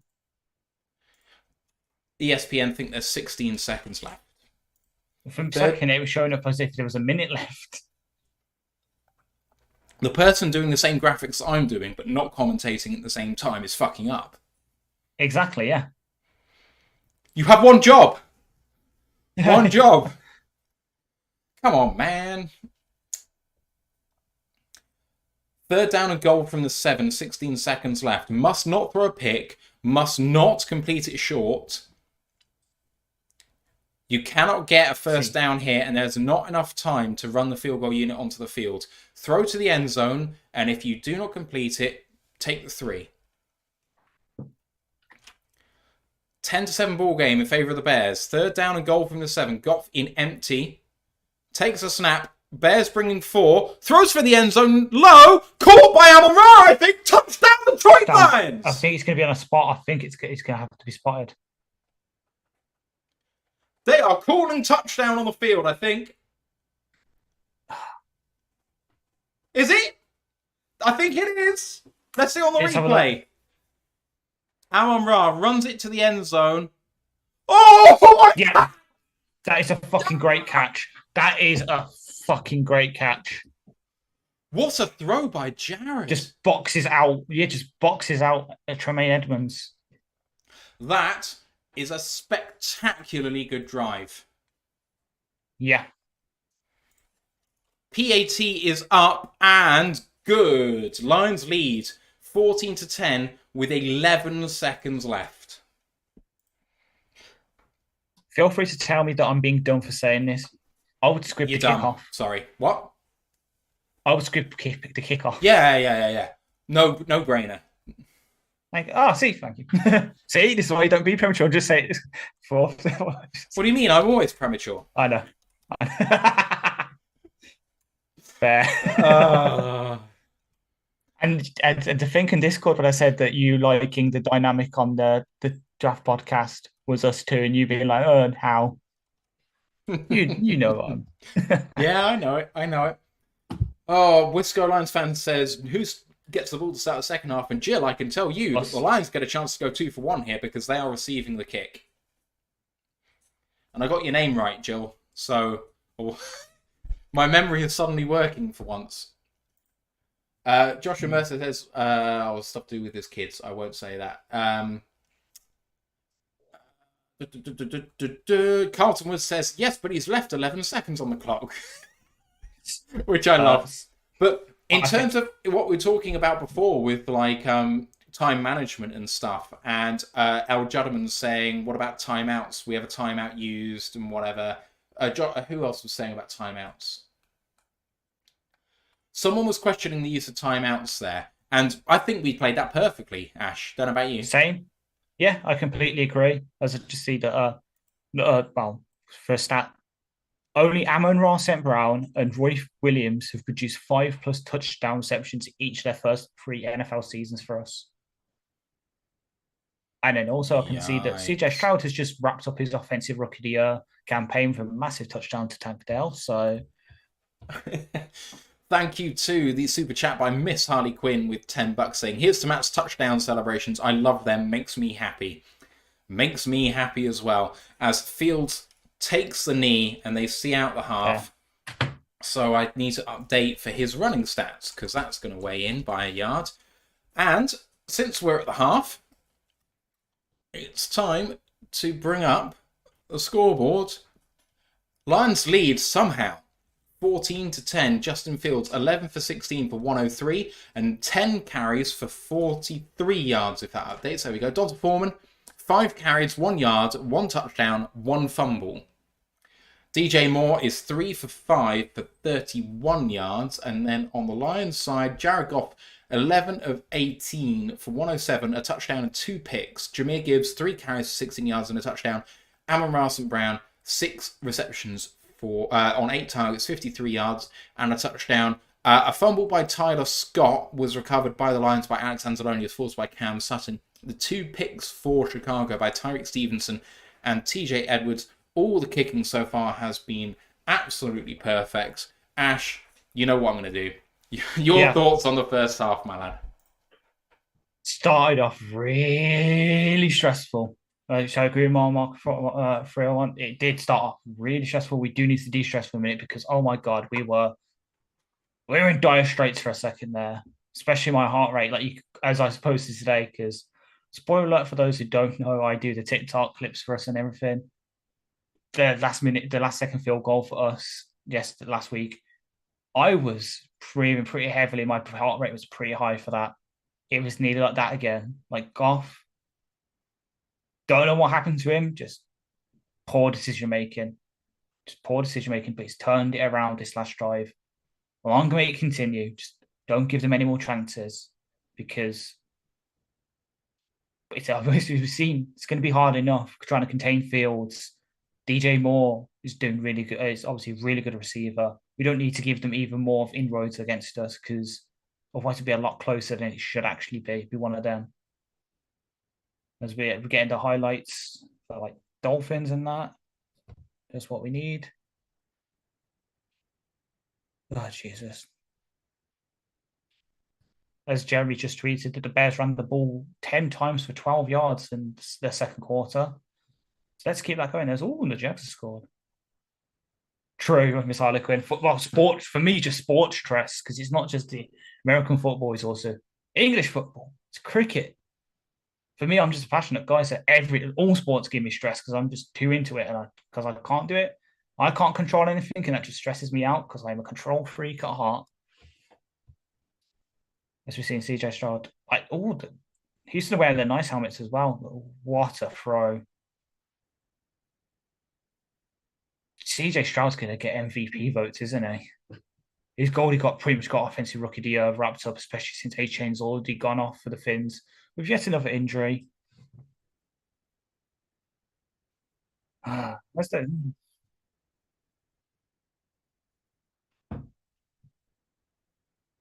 Cricket is fancy and it does look complicated, but it's really nice.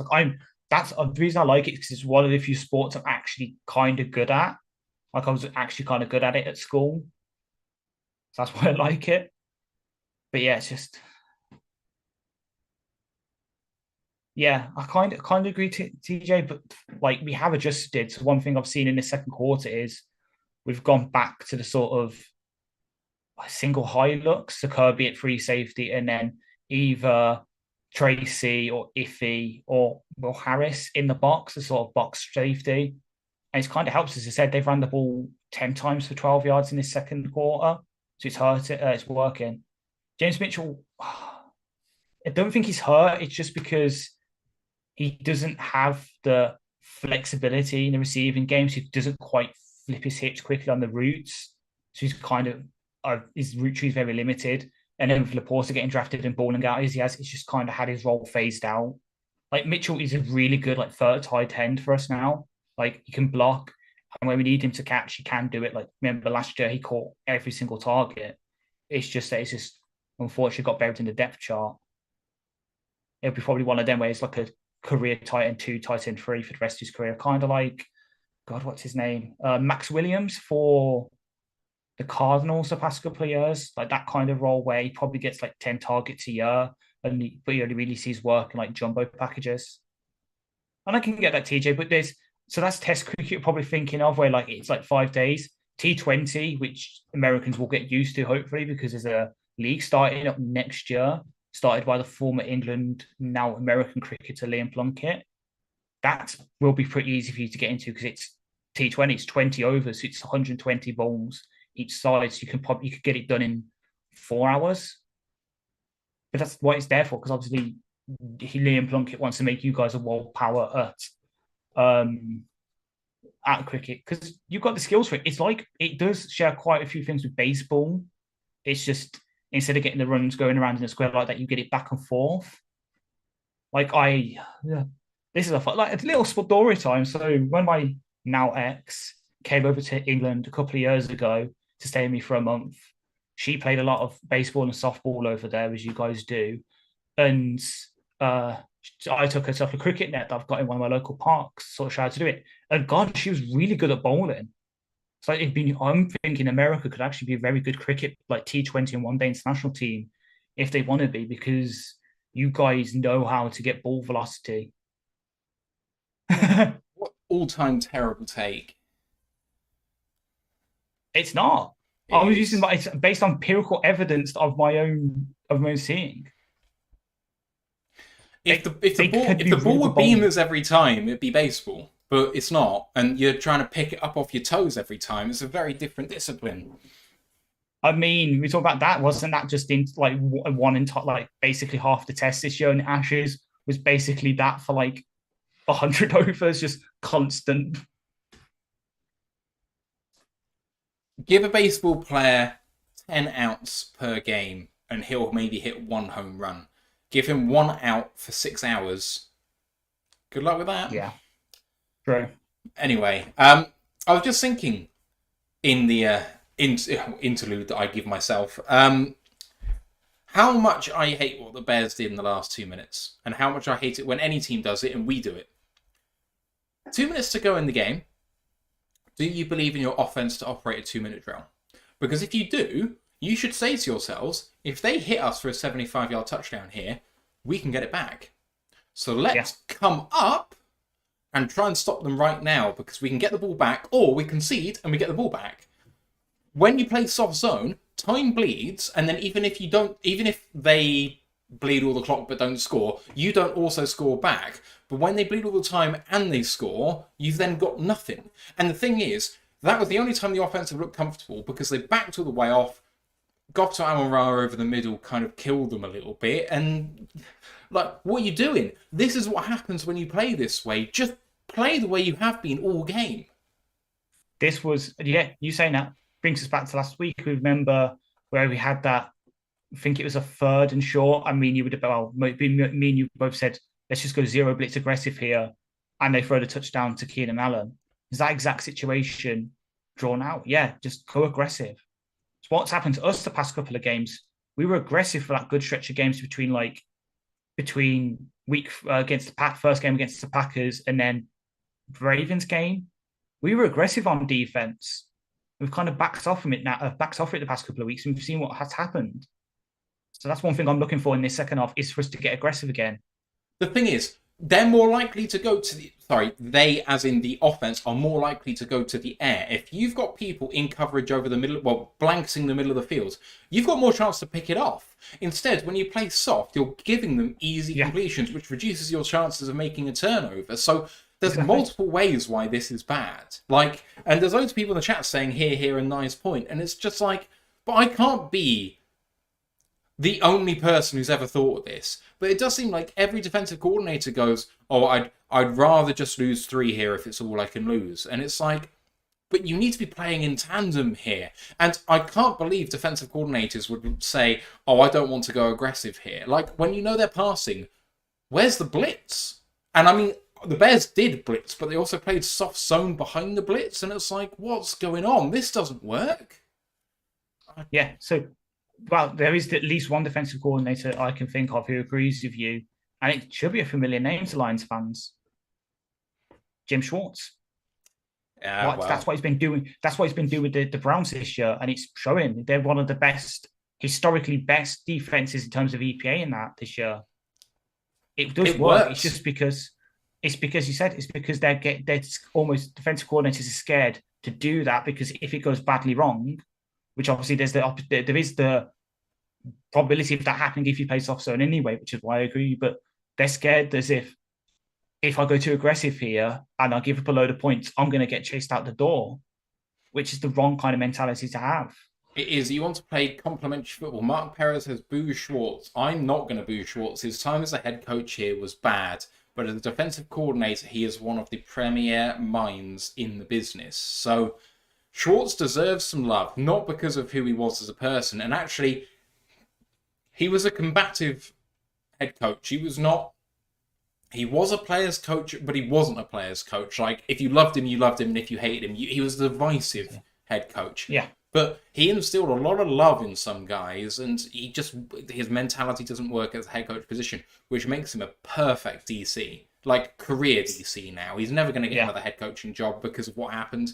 But that's probably good for him, and he should get paid almost as much as the head coach does because his value as a DC is so high. Yeah, exactly. It's like, I'm trying to think of guys like an offensive coordinator because they're saying... So, Mike the Marine says, I agree, do not play prevent defense. It's not don't play prevent defense, it has its place. Prevent defense is for when you are up by more than one score and you want to bleed clock. You want them to score slowly. And we've done that effectively to teams in the past where we've gone up by 25 points. It's a 4-score game. And it's like, okay, you can score, but it's going to take you 5 minutes. That's its place. It should not be used in the last 2 minutes of the first half in a game where you're ahead. Exactly. There's a difference between prevent and probably what we're thinking of, which is like almost umbrella coverage, where you just defend the sticks and defend deep and allow the Amon Ra's and the Sam Laportas and the Cleefs to get 5-10 yards every play. There's a big difference. It's a massive difference. And I guess the thing I was kind of saying there was, if you believe in your team to operate a 2-minute drill, maybe the Bears don't believe in themselves that they can operate the 2-minute drill. And I wouldn't be surprised if the offensive coordinator of the Bears didn't have that level of confidence in a Justin Fields who's only just come off IR. Like, if that is the thinking, it's like, okay, guys, let's not give ourselves another possession. We just want to shut them down. Let's hopefully hold them to 3 and we go in tied and that's fine. But yeah, it's just not the way to go. Especially because we've been so good in 2-minute offense for the last 2 years. It's one of the things I can count on us the most because Goff is so good at that. Exactly, because I don't say it's heavily scripted because it technically is, but it isn't. But because it's such a thing that you practice a lot, Goff you know what you're doing. Exactly, it will have it drilled into him where he knows the exact plays and he can just get into. Everyone gets set. You've probably got 5 plays that you call in 2-minute drill, and it's probably just some sort of 4 verts, quick outs so that you can get a short completion, maybe some sort of curls concept, and then I don't know, maybe some sort of like crossing routes. Yeah, maybe a mesh concept or something. Yeah. But like you probably got 4 or 5 red zone plays for the week. That's what you do. You know them like the back of your hand. And then in tempo, we ran it so well. Exactly. Which is why I know I can't remember exactly. I can probably look it up and tell you, but I want us to do more kind of tempo stuff, even outside the 2-minute drill going forward, because especially with the weapons we've got, it puts such a stress on opposing defenses because one play, you can hit Amon Ra for 15 yards in a crosser. The next play, they shade over a line, but you go into tempo, they have to keep the same personnel. They've just seen that. So they shared their coverage towards him, and suddenly Sam Laporta comes open 20 yards on the seam route. It's... The problem with running tempo is it places stresses on defenses, plural. It places stress on your own defense because you are accelerating how long your drive takes. Even if you score, it's much, much quicker. And so your defense gets that much less time off the field. And so when we've had problems getting, burned and tired, I feel like they're not running it because they want to give their defenders rest. Here we come out of the half. Jared Goff under centre and hands it off. Bears coming upfield. David Montgomery's got a big load of room. And Brisker tries to drag him down. That's a gain of 19 yards and a first down for the Lions.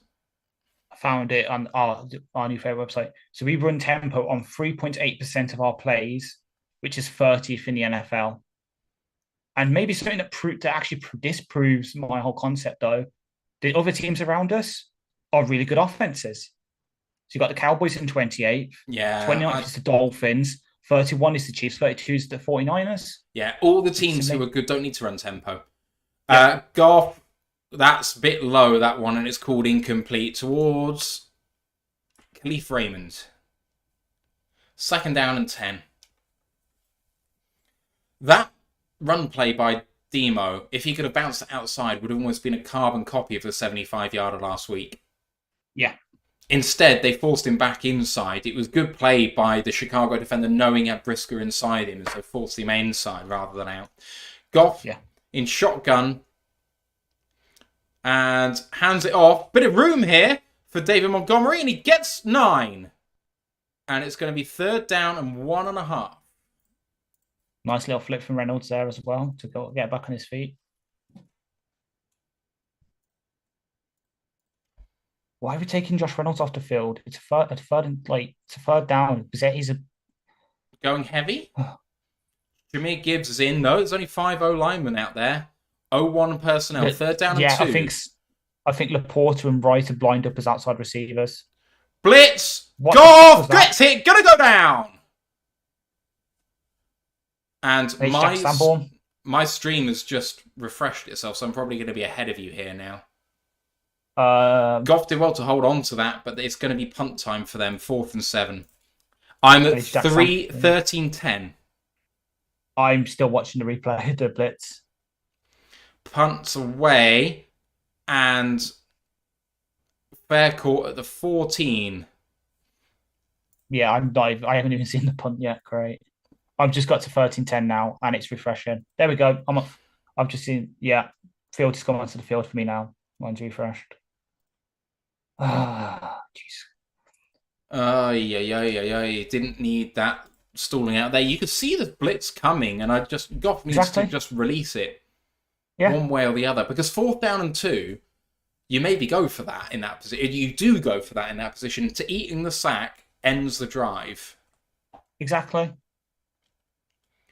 Not ideal. Right, I'm going to have to pause my stream at some point. So I'll tell you when the play clock comes up. I think my mind's refresh. I might be caught up to you again because I went from not even seeing the punt being kicked to it suddenly Fields coming onto the field. So we might be okay. When you said that, I was way beyond it. I think. Shit. So I'm currently on a Bud Light commercial. I am also on a Bud Light commercial. Kelsey on the screen. Kittle. Yes, oh God, I'm about. How long do you think? I'm about 5-10 seconds behind. I want to get it more exact than that because if we get it synced up, then the social stuff looks good. I know exactly. Instead of me reacting, then oh God, I've just spoiled it. Right, look normal, then react again with you. Yeah, I don't like that.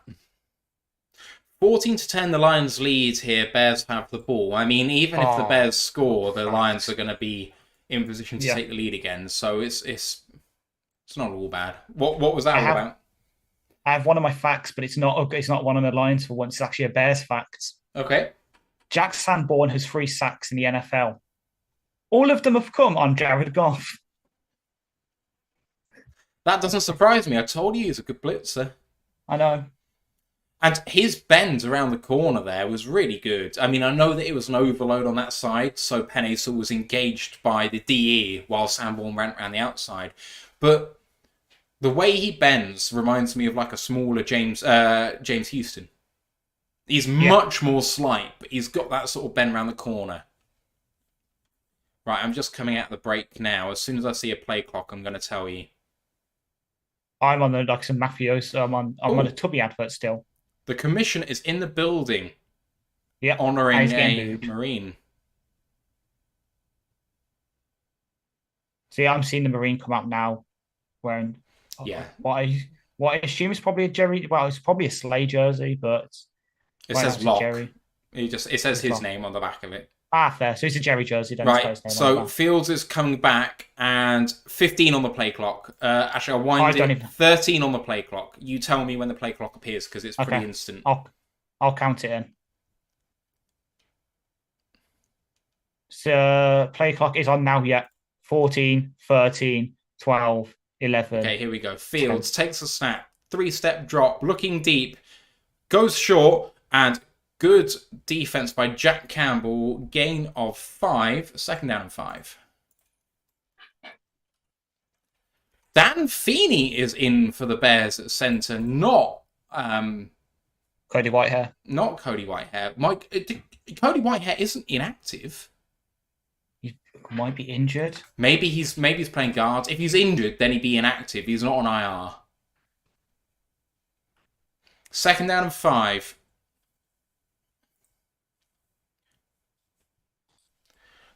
Fields hands it off. Oh, really good run there by the Bears. That's a first down for Donta Foreman. And he's injured again.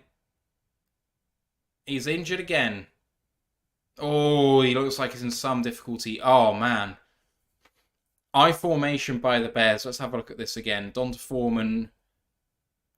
Inside play. Nice cut. And then gets hit. Oh, and he almost lost the ball too. There's holding there big time on Aleem McNeil. I don't see necessarily where the injuries come on that play. Probably just re-aggravated something that he's had on him. As we go to TV timeout for some reason. Injury. True. Because Fields there. I was going to say, I was looking at the Bears line there. Yeah, it's just Feeney's coming at centre because it was Jones is there, Jenkins is there, Davis is there, and Wright's obviously there. Rest of the scores around the league now. Cleveland's been pegged back. It's 10-7 in their favour at the moment. Houston are up 21-10 against Arizona, and they have the ball on the Arizona side of the field. Jacksonville are up 13-0 and have the ball on the Tennessee side of the field. Halftime in Miami versus Vegas. Miami now lead by a point, 14-13. Carolina are on the board against Dallas, but are down 17-3. They have the ball, but second down and 13 in their own territory. And Chargers versus Packers went 10-all into the half. And Giants lead Washington by 5, 14-9. Stroud's been hit hard. Suppose he's out for at least one play. He's been looks at their medical staff. Yeah. Is this NFL Plus that they're advertising? I think so, yeah. Because the split screen, I don't think we can do it on DAZN, can we? We can't, no. Why can they get that and we can't? I don't get it. That's no good. Mm-hmm. That's bullshit, man. Mark B says, so predictable, not a consideration after halftime. TJ says, no adjustment after halftime. Brent says, crap, another opening third quarter drive that flops. BJ's got to put an end to that. Third quarter is the lowest scoring quarter around the league by some distance as well. There's like 50% the amount of points scored in the third quarter compared to the fourth quarter. It's a thing that happens because the defense has time to catch their breath and they get some adjustments from the DC and they come out playing the offense a little bit better and they're refreshed. That's why third quarters are tough and fourth quarters are generally high scoring. It's a tiredness thing. So I would say I think we need to get better, but I don't think it's a massive deal. As Donta Foreman is shown heavily limping on the sideline. Oh, it's Hutchinson rolling him up on his ankle. 34-yard line here of the Bears. First down and 10. And I formation, fake toss. Fields looking down the field, looking for a check down, going the other way. Kaminsky asking for holding, doesn't get it. And a throw to DJ Moore for a 14-yard gain and a first down for the Bears. Kaminsky asked for the penalty. Like, held so much, he actually bloody asked for it. Let's have a look at this again. Oh, well, they don't show it because they're looking at DJ Moore, of course. Busted coverage on DJ Moore, unfortunately. It's fine to play. They don't show it. Why would they show it? First down and 10. At around midfield, I think it's the 47 of the Bears. They are 47. They're 47, yeah. Hand it off. And a good run for a gain of maybe 6 by Khalil Herbert, newly off IR. Feeling fresh. Second down and 4.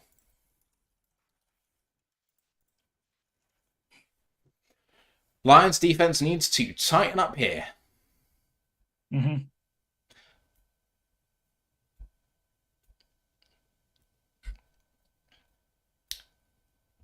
10:40 to go in this third quarter at the Lions 47 now.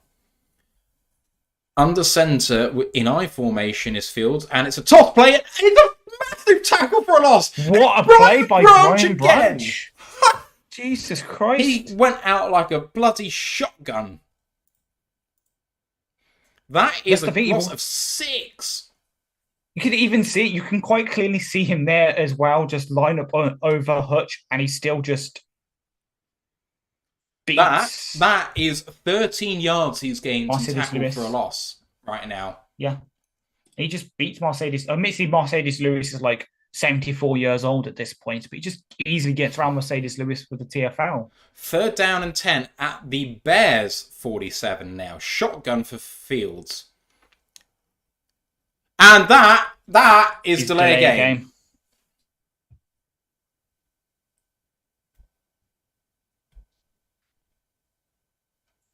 Delay a game on the offense, and it's third down and 15. And it's Dan Feeney. The communication between him and Fields isn't quite there yet. Fields talking to Feeney about the snap.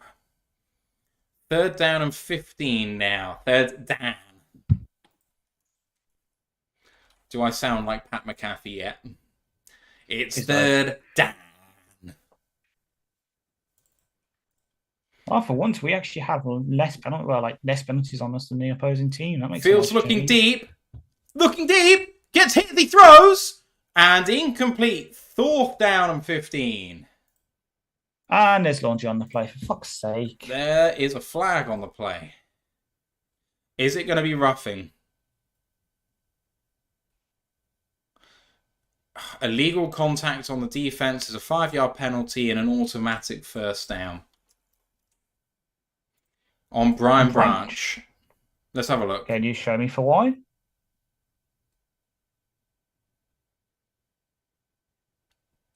Weak. Yeah. Kinda. Weak. Had hands on his back, but I'm not sure he affected the play. That is very, very weak. First down and 10 for the Bears. Harley Quinn saying, I want one day for you guys to be the official announcers for the Lions. I think we have too much swearing for them. First down and 10. And Fields hands it off. And angry run for a gain of 15 for number 23. Roshan Johnson. Roshan himself. Also, also the official announcers, we are never, as much as we it'd be cool to. No one should ever replace. Well, what they should do is make an AI Dan Miller. So whenever he goes, we just have AI Dan Miller doing the commentary. Like if you read, because the article Yeah, sorry. So let's say the article that Justin Rogers did on him this week was really good read. Oh, fantastic read. Dan Miller is a treasure. 8:55 to go in this third quarter. That is a false start if I've ever seen one. Everyone but the centre. Yeah, it's the best kind of penalty. They're calling it on number 58, which is unfortunate for number 58, which is Darnell Wright, because really, everyone went. First down and 15 coming up. Foreman's questionable with an ankle injury, which makes complete and utter sense. Yeah, I think with the number of running backs they have and Herbert back in the game and looking good, why would you ever risk anyone? 8:52 Exactly. as the clock now winds. First down and 15 and handed off again. And does he get it outside? No, he doesn't. Gain of 3. Second down and 12. Whose helmet was that? Cam Sutton's. Sutton. Jesus. Poor guy.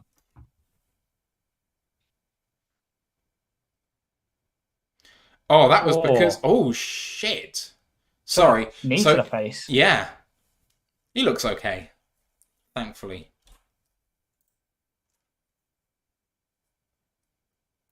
$8:15 to go in the third quarter. Second down and 12. Justin Fields in shotgun at the Lions 41. Hutchinson calling for a false start and doesn't get it. Fields looking left. And what a tackle by Alex Anzalone for a gain of 1. Third down and 11. And the Viking is bringing the thunder. Exactly. I was about to say, I get why Hutch was calling for it, but I think that's part of the reason they're not going to call it is because we're going like that. It makes it less likely for them to call it because they're dickheads. Maybe, but they don't call it when we don't sell it, so we might as well Exactly. try to sell it because either way it doesn't make any difference. Third down and 11 here. Lions with a big chance to get off the field. It's the 40-yard line. They're out of field goal range here. Fields in shotgun. Takes a snap and hands it off. Roschon Johnson gets it all the way down to the 35. That is field goal range. Fourth down and 6. Cairo Santos coming onto the field. Well done, Lions defense. Brent DeWitt says, at Roar of the Lions, any holding calls on Dabers? No holding calls so far, and only one on the Lions. So I think it's been a relatively evenly called game. It's just a lot of the calls have been going against the Lions. Field goal try is up and good by Cairo. He's got a big leg. Oh, that's not. Is that Cairo? Yeah. 14-13 ball game. Which means if the Lions score, it's still only a one-score game now. True. Ash, your thoughts on the Detroit possession there? Defensive possession? Yeah, it's been good. The 5-yard penalty being automatic first down is to F right off. But other than that, it was a pretty good defensive drive for us. Like, aside from the first opening drive, the defense has actually been kind of okay. It's just for the first couple of the possessions, they were just put in shit positions by the offense with the 2 interceptions. And now with the punt on the opening drive of the third quarter. But for the most part, the defense has been pretty okay, at least. Something I've noticed in that first drive for the Bears is that they've shifted hard away as an adjustment on offense. So they ran the ball hard, often with Justin Fields, often zone read type stuff.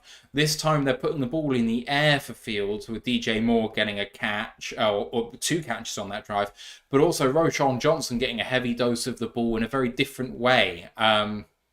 Roschon's only had 3 carries. I think they came all in that drive. So when Foreman's come out, it's not really been Herbert that's replaced him. It's been Roschon. Which I called when Foreman first went out. Because Herbert is I don't say a discount Jimmy Gibbs, because Herbert has been good this season in some of the advanced stats, but he's that kind of running back. So you can't just replace Foreman, who is more than Montgomery between their tackles, bruiser kind of guy, with Herbert. So that's why Roshan's got a lot more carries, because he's that kind of back. But yeah, it's about Roshan got 2 on it, because I know he had one early when Foreman first came out. Right. But yeah, like they are, I can see it. And it is a good adjustment from them, because obviously we have sort of, as I was saying in halftime, we have adjusted after that first couple of drives to have more plays in the box, back to more the single high with Kirby, which we're good at. So now the Bears have adjusted to that and now doing their own thing. So now we've got to adjust again. It's the constant chess match, and hopefully we can come out on top. Mike Marines just said center's shaking his head before the snap should be a false start because he's moving. So clearly, Dan Feeney's in there, inexperienced center, and should be calling attention to this. And Hutchinson is calling attention to it. So hopefully they're looking out for it from now on. Yeah, because Dan Feeney's more for guard. He's been more for guard in his career so far, especially with the Chargers. Yeah. Flinttown says, I'm already looking forward to the All-22 tape, but for the wrong reasons. I say you say that. However, the MVP of the game so far for me is clearly Brian Branch. And that's going to be fun. So here comes the kick for the Bears. Low kick and going to be returned. Lots of room for the Lions here on the kickoff. Bumbled and recovered by the Bears. Fuck's sake, Dorsey! I was about to fucking compliment you, dick. And he's hurt. No, it's Craig Reynolds and he's hurt. For fuck's sake, man! Twats. Fuck's sake, Craig Reynolds hasn't moved. Craig Reynolds has not moved. I think he's in serious trouble here. Same. He went down head first. Yeah. It's a great play to get the helmet on the ball. Oh, I think Reynolds is going to be okay. I think he's going to be winded, but oh boy, right. Bears get their 3rd turnover of the game, and if the Lions are going to lose the game, they're going to do it because they shot themselves in the foot, and this is the perfect way to do it. Defense have to come out and protect themselves once again. Yep, this is just... And yet we're still ahead by 1. We're still ahead. Just want to say that, because it doesn't fucking feel like it right now. It really, exactly. It really doesn't. We did have Harley Quinn mentioning the Discord and being active on the Discord. If you want to have some fun with some Lions fans right now and all the way through the week, link is in the live chat right now. It's a really cool place to be, so come and join us there. We're usually a happy bunch. Yeah, let's say that.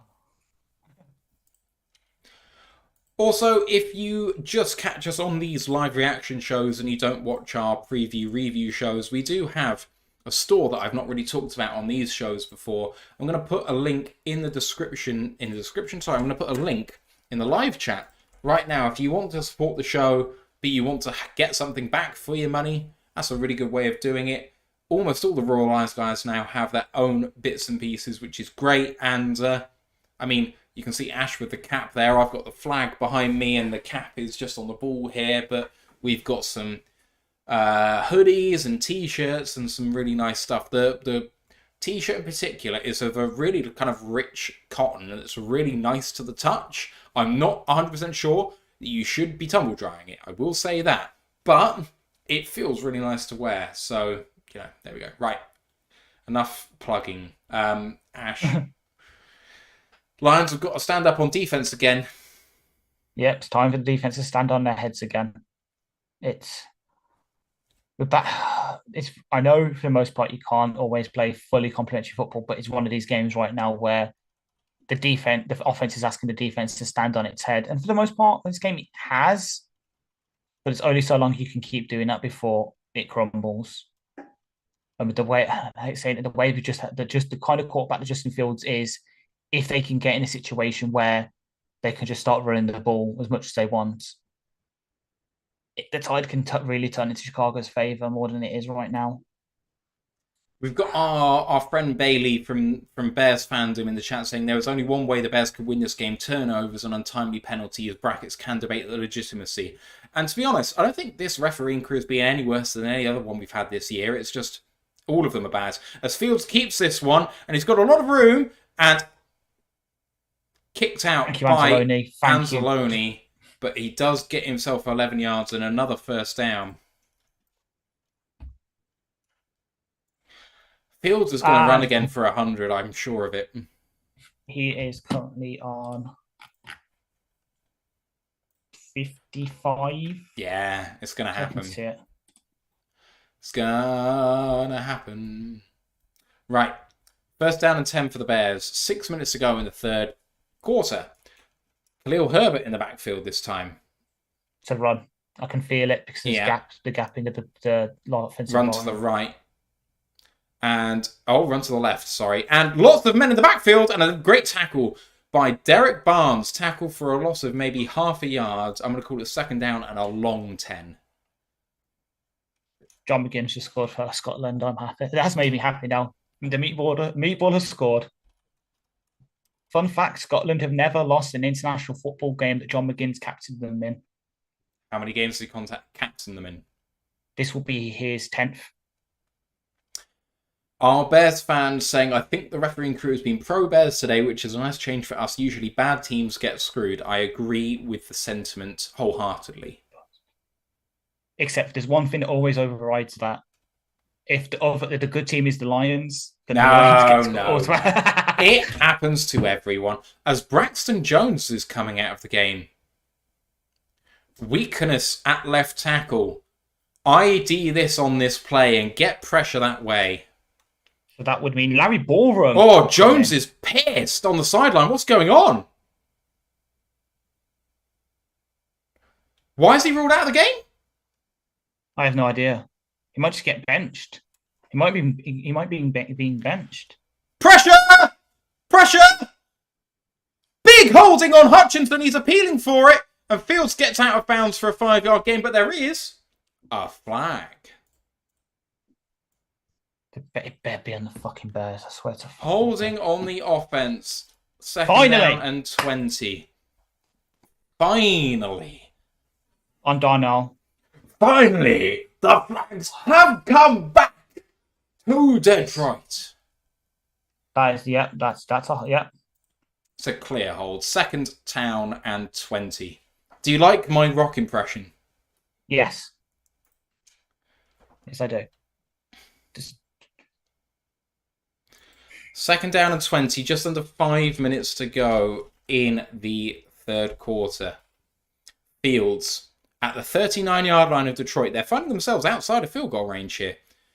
Mm-hmm. Fields looking for short completion. Almost gets sacked. Going for the end zone. Touchdown Bears! DJ Moore over the top. What a throw by Justin Fields. And the Bears are going to have probably a 2-point try here to make it a 7-point game. What a throw by Justin Fields. Really good throw by Fields. And DJ Moore, inside leverage gained against Jerry Jacobs. And the coverage is reasonable, but the throw is excellent. PAT they're going for, not the 2-point conversion. Bad snap, good hold. And the PAT is good. 6-point game in favour of the Bears. Ash, we fumble the ball, and then that throw comes out. What can you do? I don't know. Like, it's just the turnovers. Don't do what you did against the Ravens, man. We're not there. I'm not there yet. We're not there. I'm pissed for one because that means my score prediction of them only scoring 14 points is definitely down the train. But I mean, did you put money on it? No. Then who cares? I don't do sports betting anymore. Probably for the best. Yeah, exactly. I mean, some of your predictions are good. Some of them are. I mean, yeah, I've got. not so good. I was good for the past 2 weeks on the hot takes in the preview articles. But yeah, this week, I can't even remember what I said for the hot take, but probably ain't going to it. But it's just, it's a disappointment thinking, coming into it on paper, this shouldn't be how the game's going.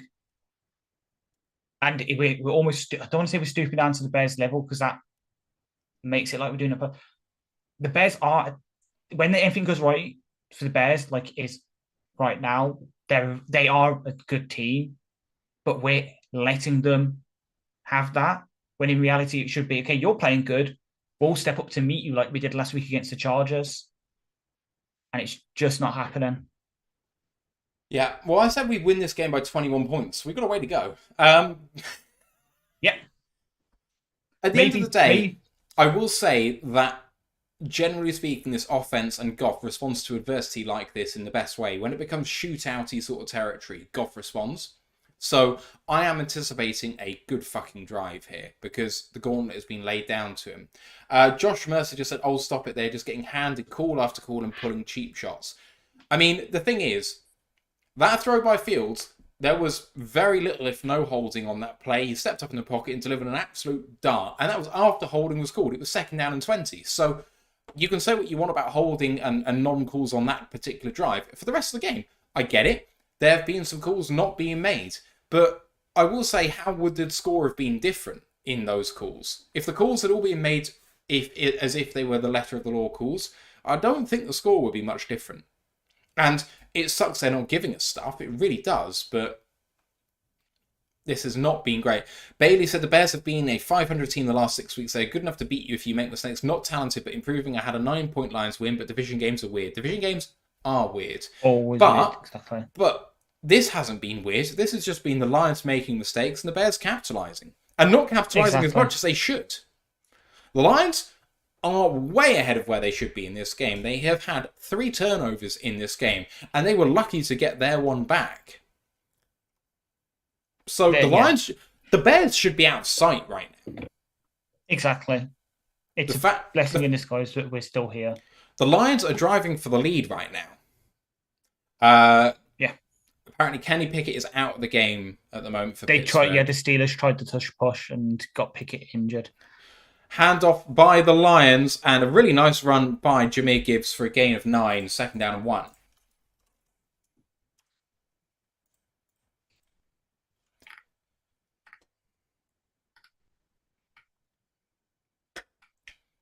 Josh also says, great throw, but man, it has been one-sided. It has been one-sided. It has.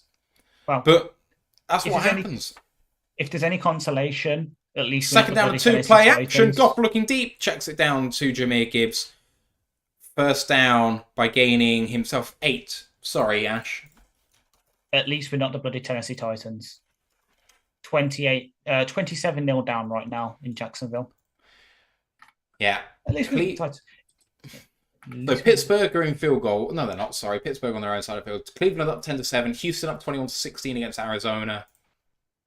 Miami up 4 on the Raiders. Carolina and almost and goal situation against Dallas. Going to bring that game back. And the Chargers are up against Green Bay. And Washington have got a safety? No, they got a field goal. Sorry. 14-12 in favour of the Giants. It's because they missed the... I think they missed us looking at it because I saw that they scored. I think they missed a PAT before the half. Right. Have a look. No, that's yeah.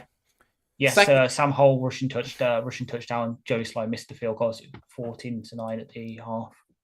2nd down and 9 after a short run by the Lions. Goff with Gibbs in the backfield. Looks like they're bringing pressure here, the Bears. They are playing the run. Reversing field is Gibbs. Gain of 2. 3rd down 7. This is not what we want to see. 3rd and 6 is not where the Lions live.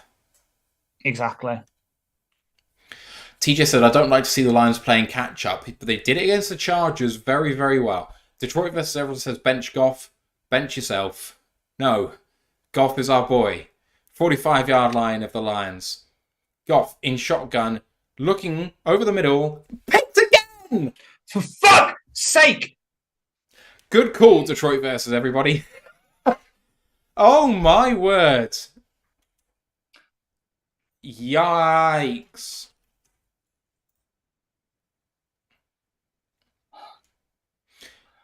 Edmonds, that ball I think was tipped at the line. But even if it wasn't, I don't see where that was going. Oh my word. 4th turnover for the Lions. And again, the defense put in a shit position. Can they come up big again? Tremaine Edmonds. I'd like to send out my apologies to Detroit versus everybody for that comment. I did not realise what he had seen and what I had not seen. You're the epitome of the Shaq meme right now. I apologise. I was not familiar with your game. I'm just here so I won't get fined. Oh, Jesus Christ. I can see what's going on. I know we usually like wearing white. We usually win in the white. So Goff is just seeing the whites and thinking that's us. He's getting a bit confused. That's all. I'm having a beer. You're out of here? I'm getting a beer. I'm not out of here just yet. Oh, okay. Things carry on. I'm out of here. Not. We'll stay here to the end.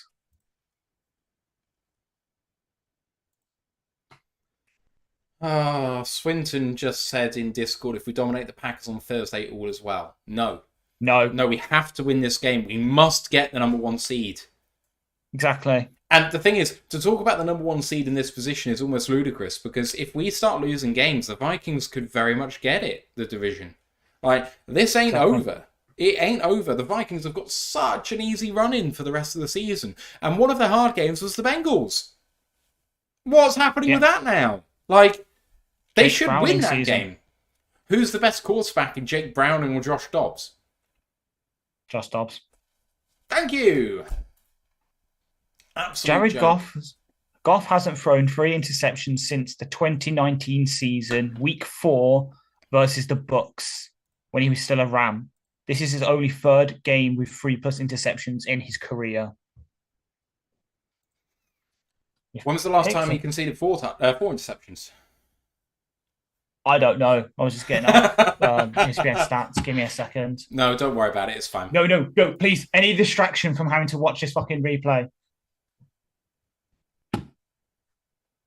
Any distraction. What a tip that is. Gervin Dexter has caused that interception. It's a fantastic play. The Lions 43 now. The former Gator. So hang on, last one since 2019. Fields looking right, then coming back over the middle and incomplete. 2nd down and 10. So 2. Lions defense going to step up in a big way here. I can feel it. Mike D. Barker Hotmail says, everything is going the Bears' way. It feels like that. The Lions defense is coming. I found it. I found the game where he had 4 interceptions. Rookie season 2016? 2018. Week 14 against Chicago. Nice. 2nd down and 10 here at the 43 of Detroit. Fields hands it off. And run defense is good. 3rd down and 5 down at the 39-yard line.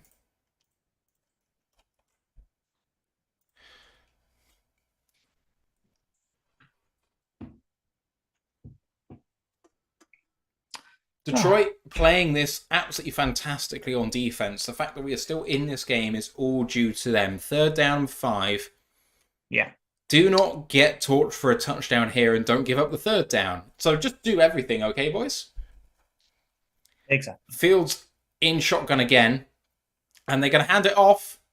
And Roschon Johnson reaches and gets 6. That is a play straight out the Lions playbook. 3rd down and 5, run play. Off right tackle. That is absolutely beautiful. I hate it, but it's a great play. It's what we would do. Hutchinson comes forward in pass rush. And they have the 1st down, and it's not hard. Cam Sutton against Roschon Johnson is not a fair matchup. I hate to say it, but the defense is looking tired now. 1st down and 10. At the 32 of Detroit. Fields. Oh, wide receiver screen to Moore is really good. Gain of 7. 2nd down and 3. Oh, Darnell Mooney just looks like he died there for a second. That was a really nice play design by the Bears. Moore Yeah. approaching 100 yards on the day. He's 7 receptions for 96 yards and a tutty.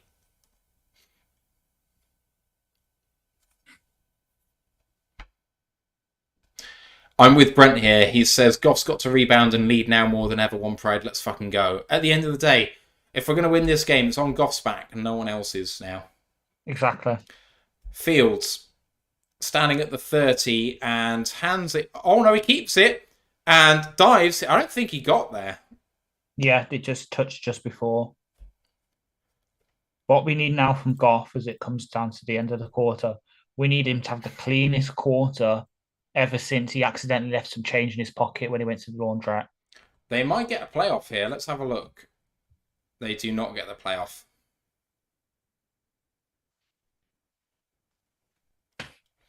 They're calling the end of the quarter. Goff has only got 12 completions on the day through 3 quarters.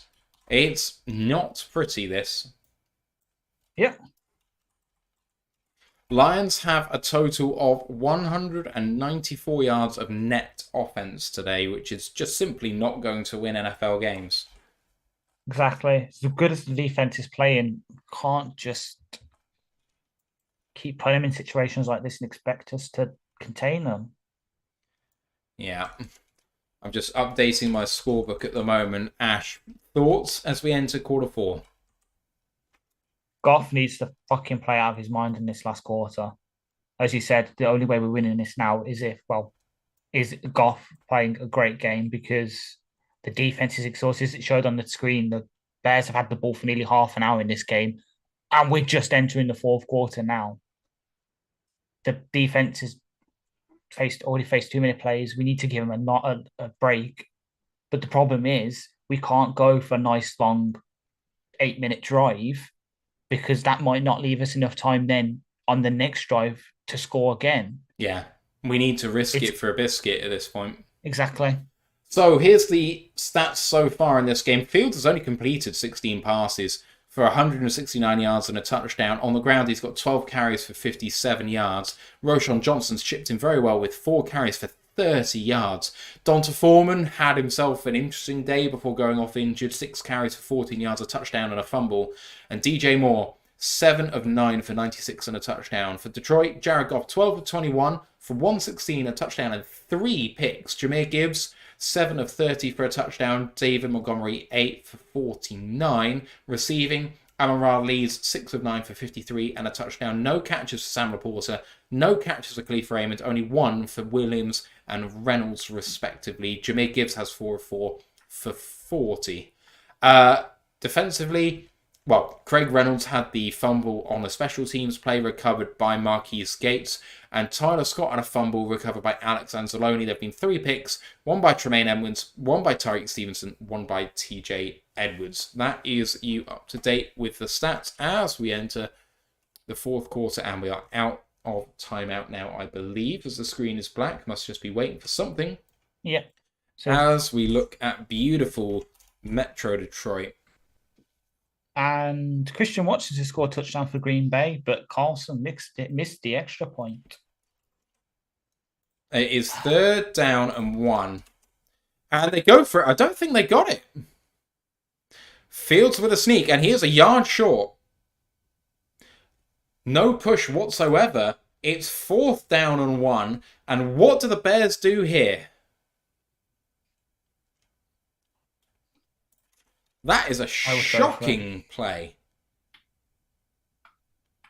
I think they should take the field goal here despite being 4th and short, because then it puts it into a 2-possession game. But Luke Getsy is getting highlighted on the sideline. I think the offense is going here. Lovely play by the Detroit defense. It's a bad spot. It is, yeah. DTR's just got picked by Chandler Sutherland. 4th and 1, they are going for the field goal.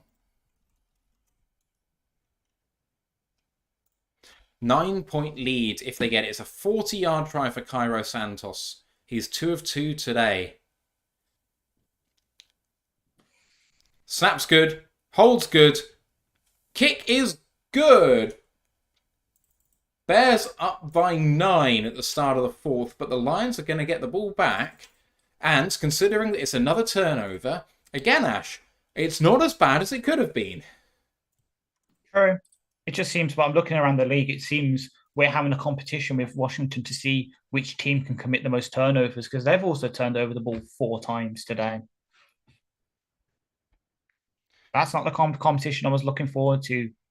I was looking for a competition with the fucking Philly and San Francisco for that first seed. Detroit versus everybody said Lions need to go 2-minute drill in the fourth. I don't think we're at that point, but I do want to give the defense multiple chances to stop the Bears here, because are the Bears going to score again? Probably. Exactly, yeah. I didn't want to be the pessimist and say probably, but you said it for me, so I can... The Lions need 2 chances to score. I'm going to break this down into blocks of 5. There's 14-12 left. Lions with a 5-minute drive, leaving 10 minutes on the clock. Bears score a field goal, making it a 26-21 to 5-point game. And then Lions get 4 minutes to score a touchdown to win the game. I think that's how we need to script this up. I could back that. As I feel sorry for Ant, because like I see, he's just got back from work. And he's come home to this. The poor bastard. He wanted a 40-point win. It is not the day. I'm very happy to take any and all wins all the time.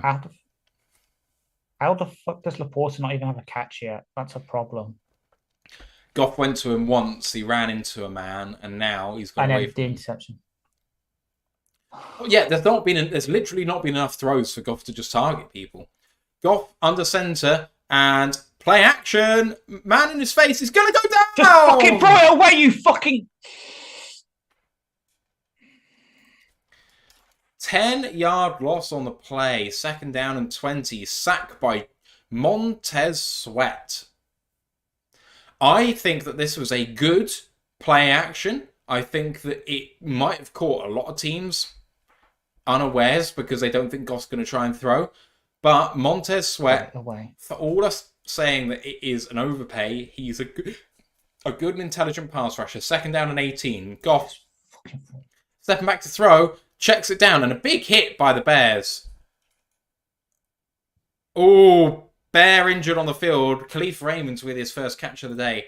And Raymond was fired up then. 3rd down and 13, gain of 5. And Brisker's got his helmet off on the field, trying to console his guy.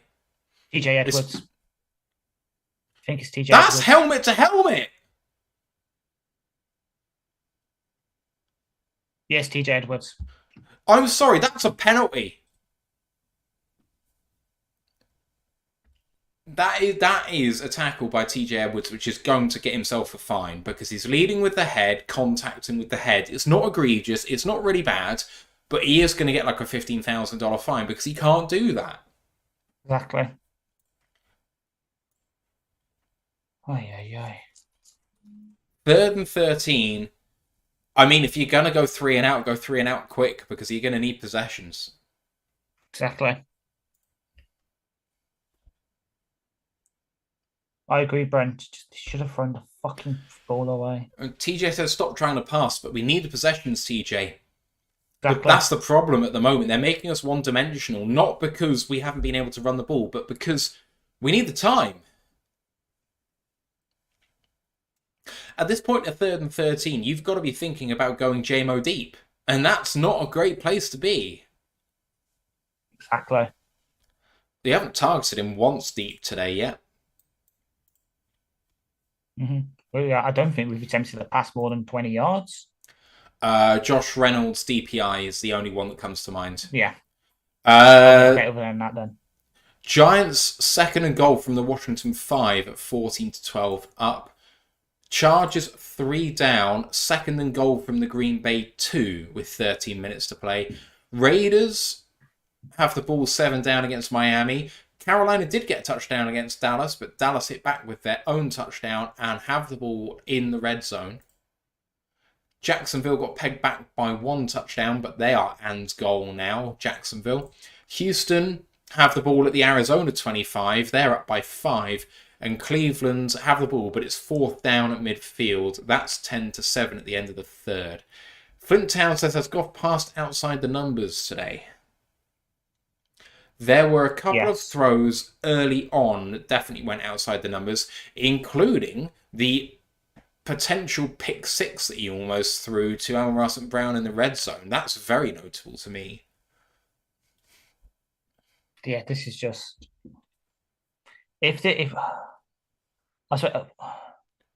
hopefully this game, the shit that's going on in this game, we can just get out of our system and we play clean football for the rest of the fucking season. Yeah, 3rd and 13. Here's Goff in shotgun from the Detroit 21. Takes a snap in shotgun, playing soft to the Bears, and almost picked again! Goff got hit there trying to get rid of the ball, and he's coming off the field here. It's 2 scores, 13-13. Sorry, 13-13 on the clock. Goff trying to throw to Laporta, got hit. Did he get hit late? Or was that bang bang? Was that okay? I mean, Laporta wasn't getting the first down anyway. Right. Jack Fox, first time he's been on the field tonight, I think. Yeah. Punt is away. With a boomer. Boomer! Caught at the 19. Can they get him down? No, they can't. Now they do. Flags down as well. This one might be coming back even further.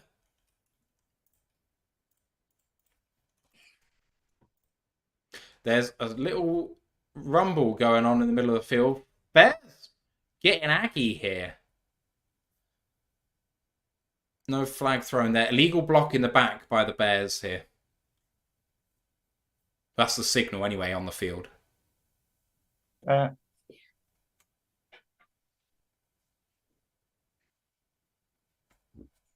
You've joined us at a good time on today, and you've joined us at a great time. I'm happy. This is a all-time classic Ash Reaction game. So the block in the back sets the Bears back 15. Yeah, I think it's a personal foul, isn't it? Legal block in the back. I'm pretty sure. So it's because it's close to the goal line. It's half the distance to the goal. So set them back 9 yards. So they're starting at their own 9. Then their own 9. Yeah. L. Juddman says Goff has been the best quarterback in the game. Unfortunately, he's been the best Bears quarterback in the game. At their own 9. With 13 minutes to go. Fields backed up deep and in I formation here. They got to keep the clock running now and try and get some first downs. And they pitch it right. And Herbert with a load of room. And he gets 9. 2nd down and 1, which is almost perfect for them. He almost got the first down. You don't want to get first downs here. You want to get 2nd and short because that gives you even more plays. Exactly. SW Lion says, let's face it, Minnesota was playing better ball than the Lions. They're getting it done with the backup quarterback and no Jefferson. Jefferson was back this week. I suspect he's going to be back this week. I would debate whether they're playing better than the Lions. I do not think so. The defense for the Lions has been playing absolutely fantastic tonight. And the offense, apart from this game and the Baltimore game, have been incredible. Whereas Minnesota, they've been passable. Handoff to Herbert. That's a first down gain of 2. It might look it, but remember, it's teams having to adjust from playing rigidly playing Kirk Cousins, who, let's face it, is basically a statue in the pocket, to Dobbs, who can move. They will eventually catch on, hopefully. Touch wood. We are the better team still than Minnesota. It's just a bad game. It's not close. This is just a bad game where it's a divisional game and things have got fluky, and Goff is having a Sam Darnold I'm seeing ghost game. Let's just get the Ghostbusters in on Monday, tomorrow for Alan. Oh yeah, lovely play by Josh Pascal and Jack Campbell. Tackle for a loss of 1, 2nd down and 11. This is a thing we need to sell out on the run. If they beat us through the air, they beat us through the air. Yeah. Say to Fields, no zone reads, no handing the ball off, throw the damn ball. If they beat you through the air, they beat you through the air. Because we need quick stops. And this is the way to do it. They need to bleed clock. We need quick stops. Both of those things add up to run game. Mm-hmm. Fields transitions from an I formation look to a shotgun look here. 2nd down and 11. And he keeps it and beats Pascal and gets a block and sits it down about 4 yards short. Gain of 7, 3rd down and 4. Cannot let him zone read it here. Deron Blanche just got another pick 6 for the Cowboys, tying the NFL record for pick 6s in a season with 4. Ugh.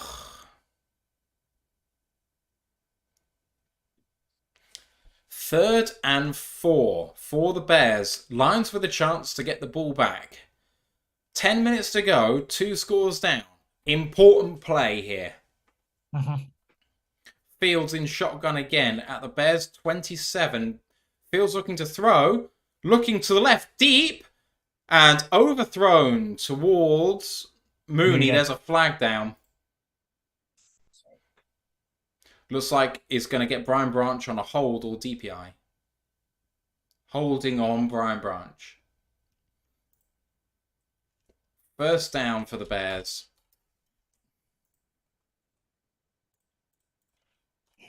When time is against you, a new set of downs is absolutely killer.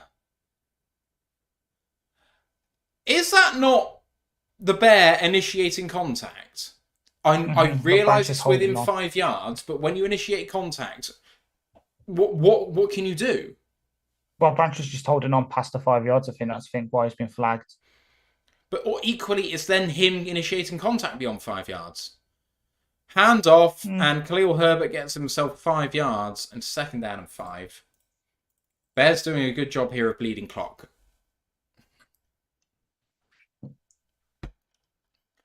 I'm not sold on that call. Thank you to Reby Lions 81 who subscribed on YouTube. Thank you very much. 2nd down and 6, less than 10 minutes to go. Still think we're going to pull this out, but my words, we are not giving it a great showing on offense. Defense have played great. Fields, play action, looking to throw, looking to run now.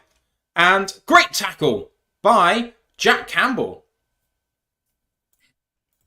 Gain of 4, 3rd down, and that's a long one, maybe. Campbell, after missing a couple of tackles early, is having himself a good game.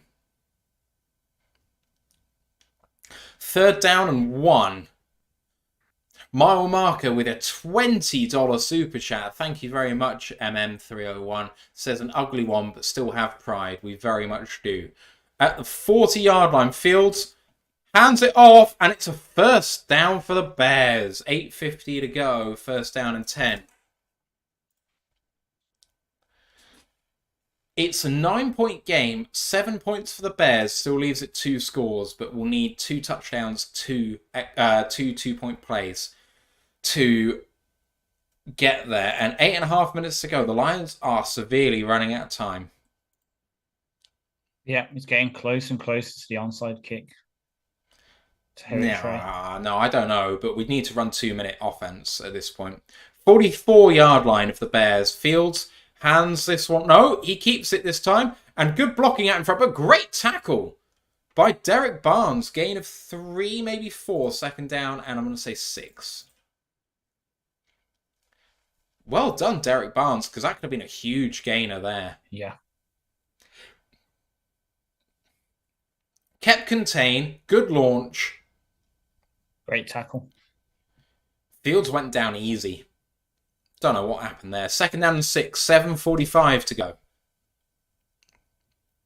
Oh, could someone just get a fucking pressure or something? Yeah, we've been struggling in that regard, but Fields, play action. There's room over the top here. Fields can hit it. Oh my God, Aleem McNeil with the fucking spin. Oh, Thank you. Fantastic. Well done, Aleem. Well done, Twinkle Toes.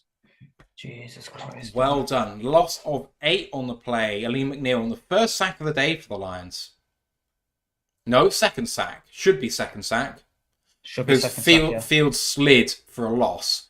I don't know whether that's a tackle for a loss or a sack, but it should be one of the two. I think it counts as a sack. It should be, but I don't think the stats show a sack, unfortunately. 3rd and 14. At their own 40, yes. the clock is winding.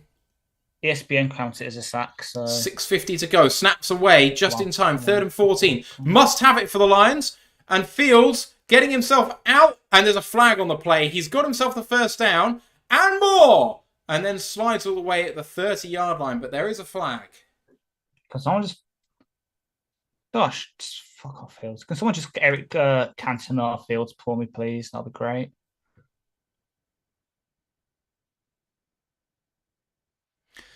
Illegal contact on the defense's declines. Massive rush. Oh. Automatic first down. They accepted it? Yeah, Cam Sutton with a huge illegal contact there.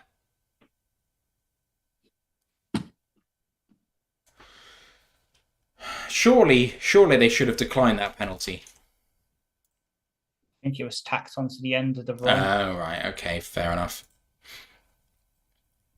Need to hold on to a 3-point game here. Just Jeffrey Simmons has a touchdown for the Tennessee Titans on offense. You're telling me that the Titans have ran the elite, like the play I've been calling for 3 years before we ran it. Yeah. This stage has got a whole lot worse.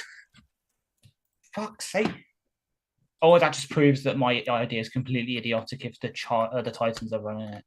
2-yard touchdown for Jeffrey Simmons. 2nd down and 8. In field goal range, if the Lions hold this to a field goal, this game is very much in play. If they do not, it is not. Fields in shotgun, 5:40 left, 2nd down and 8. Option play and keeps it, and well done by the Lions. 3rd down and 7.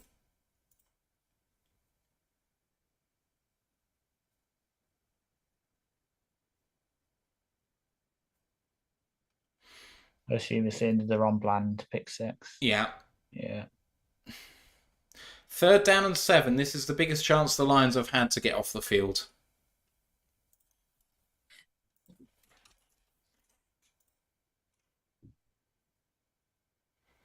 Bears have burned 2/3 of the remaining clock on this drive. Hands it off. They ran it, and that's 4th down and 6, and they're going to settle for the field goal. That is going to make it a 12-point game, which keeps it interesting. But the Lions will have to score twice in the last 4 minutes. Onside kick time. And you can onside kick it as well, because if a field goal is good here and they get a field goal off an onside kick, you can still tie the game with an 8-point play. Mm-hmm. 4th down and 5. Kind of almost doesn't matter if Santos puts this over. Snap is good. Hold is good. Kick is good. 26-14 ball game.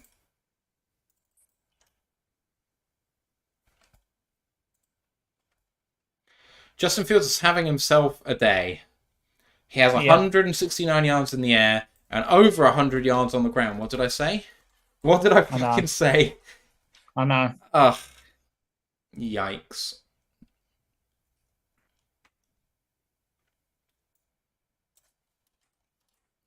Right. No fucking sacks.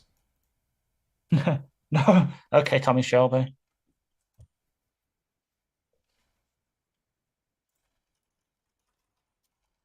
Who takes responsibility? Why is 2 of the options on Steve's poll to do with the defense?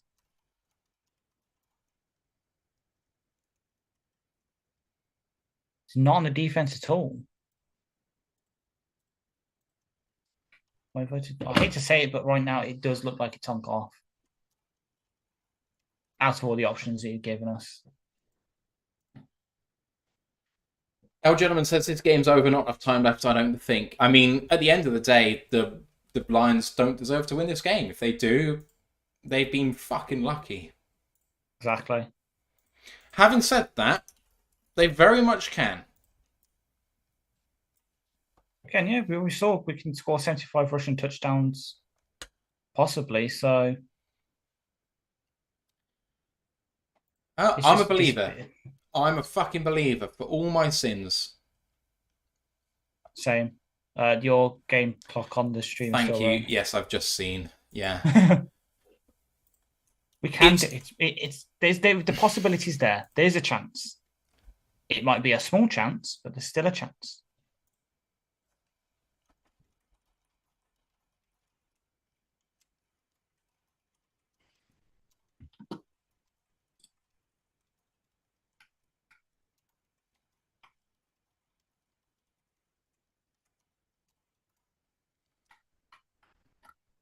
I don't know what Steve's going to say in the WhatsApp group here, but I'm going to go to bat for the Lions defense on this game.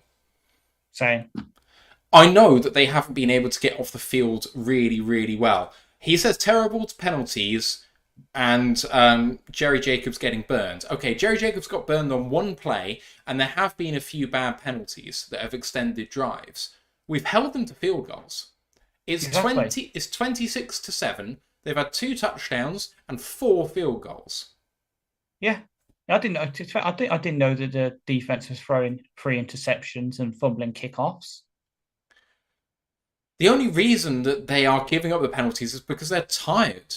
You can't Exactly. ask a defense to defend for 40 minutes of a game and expect to win. As the kick goes into the end zone, 4:15 left. Lions coming out to the 25. Ooh. They've ran... Yeah, I was right. I hadn't looked at that. 39-51 in favour of the Bears. Yeah. So 4:15 to go. The Lions need to score in the next 90 seconds, should we say. Yeah. That's where we're at. I see CJ Stroud's trying to get some solidarity to Goff as he's throwing his 3rd interception of the game. Blew an handoff to David Montgomery for a gain of 4, 2nd down and 6. What are you doing?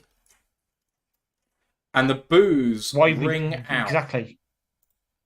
Goff in hurry up now as the clock has run. Throw. Yes, thank you. Thank you, Laporte. Gain of 4, 3rd and 2, but the clock stops. And within 5 minutes, so the clock stops if you go out of bounds. But on 3rd and 2, this is pretty worrying. We can't run the ball here. There is no running left. Must only pass. Goff for the 7 and 2 Detroit Lions.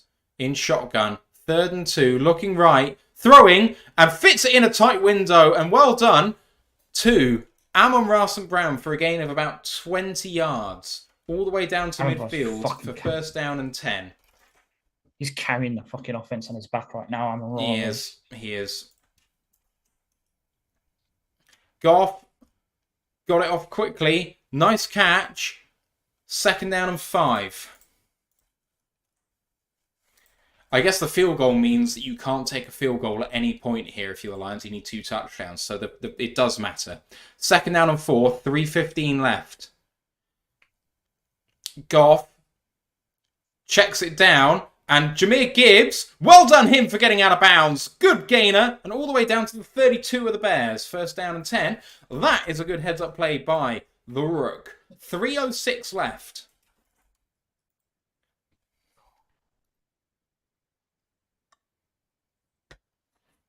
Spins out the tackle.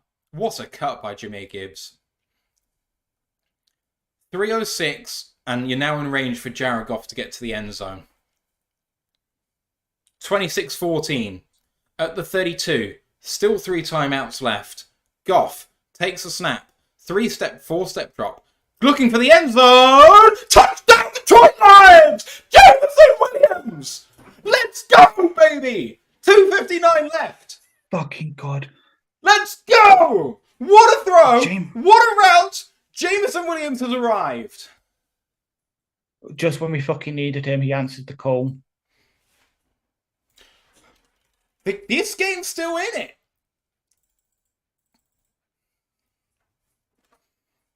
What a play! What a route! What a route from him as well. Come on! Touchdown Chargers as well over Green Bay. PAT is up, and it is just good. 26-21. What do the Lions do here? 3 minutes to go. Do they onside kick it? Do they kick it off normally? It's a big decision here for the Lions. 26-21. 76 seconds for a 6-play, 75-yard drive that started with a run. How is that fucking possible? This game is still in the balance. Kick it off normally. The Lions' victory is playing over the tannoy, and I cannot tell you how stupid that is. Thank you. Exactly. I was about to say it. Do Why? not play the fight song Gridiron Heroes if you are behind in the game late. Goodness sake. I'm saying to kick it off deep and just Yeah, got to believe in the defense. Got to. exactly. It was a 3 minutes to go, and Justin Fields faces the biggest pressure he's felt this season. In division, against a rival, with his career on the line, potentially, and he needs to put out some victories. As Jack Fox does kick it off normally. Has he got on a flag? Fair catch signalled at the 2. oh please. Oh please give me a safety. Give me a Teppo safety. says they play the fight song after every tuddy, I believe. Is an incorrect decision. 2:59 Exactly. to go, and you must sell out for the run here. They need to bleed clock. Stop the run. Blitz. Just fucking blitz. They're at the fucking they're at the 2-yard line. Fucking blitz. They're not at the 2-yard line. They're at 25. Oh, for fuck's sake. Right, okay, fine. Thought they've got Phil Curtis at the 2, so I was like, okay, right. You know Yeah. the new fair catch rule, right? Yes. I know, I forgot it for a second. Well, I do know it, I just forgot it for a second. Lions fans Despite getting being the loud. 2:59. Oh. At the 25, Fields in shotgun. And they are going to run it. Up the middle, no gainer for Khalil Herbert. Well done by Jack Campbell again. The clock runs. No, it doesn't. Lions take a timeout. I come back. We've technically got 4 timeouts because obviously it's a 2-minute warning. But if you get a first down and it winds down to the 2-minute warning, that's ball game. So it's only a True, yeah. timeout if it's not a first down. Yeah. Oh, I badly need the loo as well. Creating some urgency here. Oh man, what a throw that was to JMO. Where's that been all day?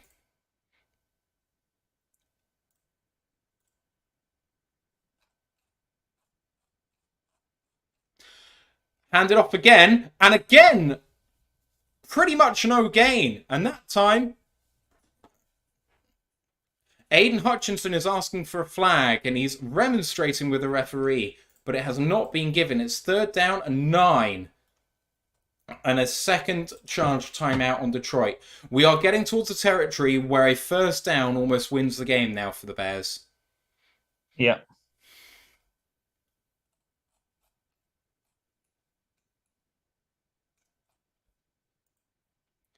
$2:51 left. 3rd down and 9. Thank you to Cowboy D, who's followed on Twitch. 26-21 Bears, 2:51, 3rd and 9, 1 timeout left for the Lions. Massive play, 26-yard line of the Bears. Can they get off the field? Cover fucking Komet. Cover fucking Komet. Komet is the one I'm worried about now. Takes a snap, pressure, throws deep, man is free, misses it! Thank Misses fucking it! God. 4th down and 9. Fields had it. He had the game in his hands and he threw it away. And the Lions are going to get a chance to win the game. Overthrew Tyler Scott. You know what we said about a 2-minute drill in the first half? You know what we're going to say Do it about a again. 2-minute drill in the second half? Do it again. Do it again. I swear to God, if we fucking win this game, I'm going to scream. Matt.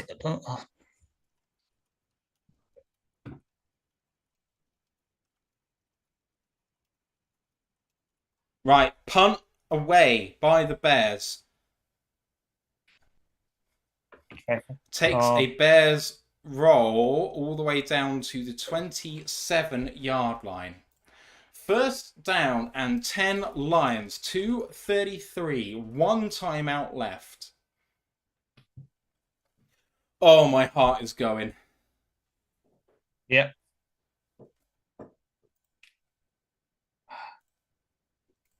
For the most part now, just don't sub anyone off. Just put the players you trust most on the field.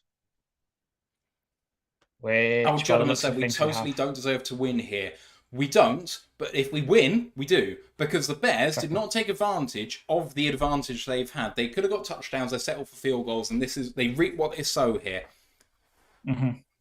3 to the right, 1 to the left for Goff here. 2-step drop, looking short. Steps up in the pocket, throw to David Montgomery, hangs on to it, goes for the first down, and more. 13-yard gain, and that could be the 2-minute warning. I wouldn't blame the Lions taking this all the way down here. No, it looks like we're trying to get lined up quickly. We are. Get another snap in before the 2-minute warning. Pressure. Goff looking deep. Deep shot to Jameson Williams. He had an arm on his back, but no call. No call.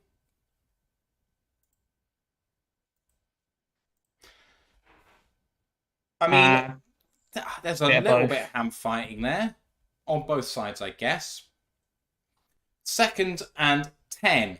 2:05. One timeout. Lions cannot afford to stall out here. With only one timeout, it would be the ball game. From the 40-yard line of Detroit, they must get a touchdown. Only 5 seconds to get this play off. Goff in shotgun hands it off to David Montgomery. They really want the first down, and they get the first down all the way to the Chicago 48. That's a 2-minute warning. They still have one timeout, and they have a first down and 10. I tell you what, I love that run in that situation. Same. Not to start the drive, but when shown a light box in a 2nd and long situation, when they're all to run, that is there. And it's with a guaranteed stoppage because, the 2-minute warning's coming, so you don't need to burn a timeout. Perfect. Bingo. 1:59 left. Lions knocking on the door. I'm watching on 2 screens right now because my tablet's just showed up. I'm on 5%. So I'm scared that it will die just as we score winning touchdowns. I've got it up on my phone now. Why can't you plug it in? Because the charging cable's all over there behind the bookcase. It's not long enough. Get yourself an extension cable, man. I do have one, but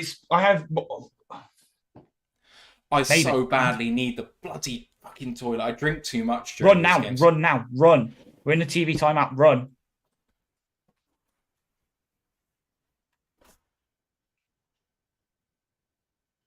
Imagine now if we've got a 2-minute warning and we score before Matt comes back. That'll be fucking mad.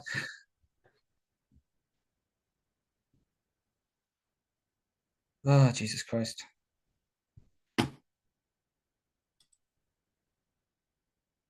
I'm just looking around the league right now while we're in the TV timeout. The Packers are somehow fucking leading the Chargers. Fucking great. Great shit. Thank you fucking a lot. Commanders have just scored, and I hope it's not to Terry McLaurin because I just want to see Ant melt down a tiny bit. No, it's to Jahan Dotson. Perfect. Love it. I love winding Ant up, so that'd be great. And DJ Stroud's kneeling it down for the win against the Cardinals. So they go to 6-4. Fair enough. I mean, if CJ Stroud can win the game after throwing 3 interceptions, we surely should be able to, right?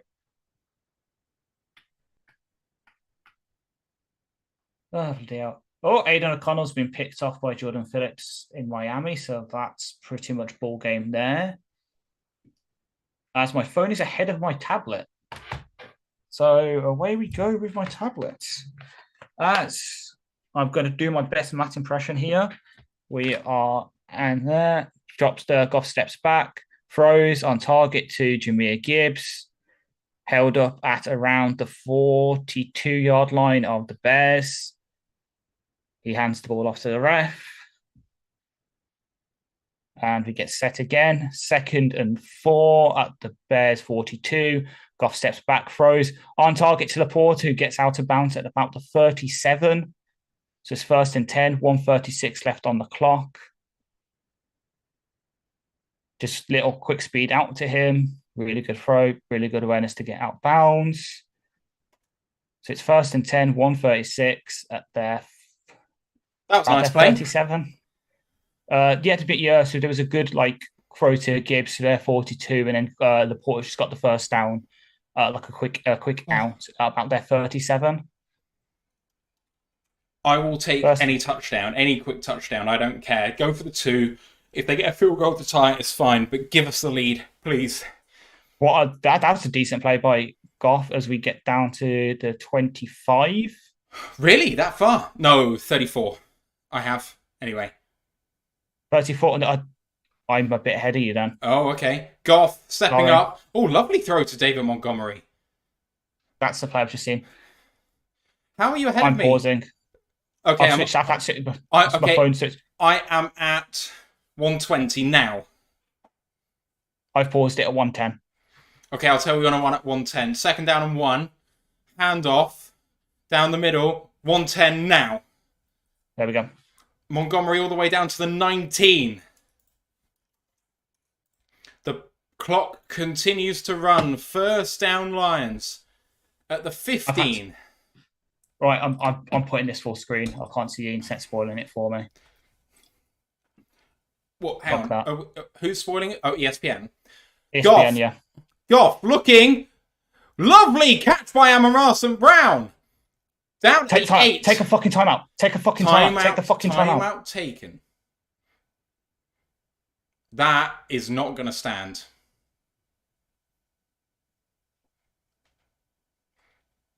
I don't think that's going to stand. Let's see if that stands. But he contacted the ground heavily.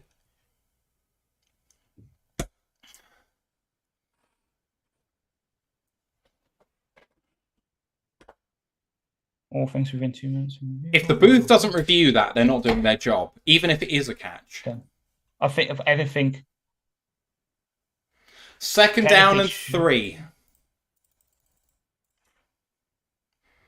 2nd down and 2, even.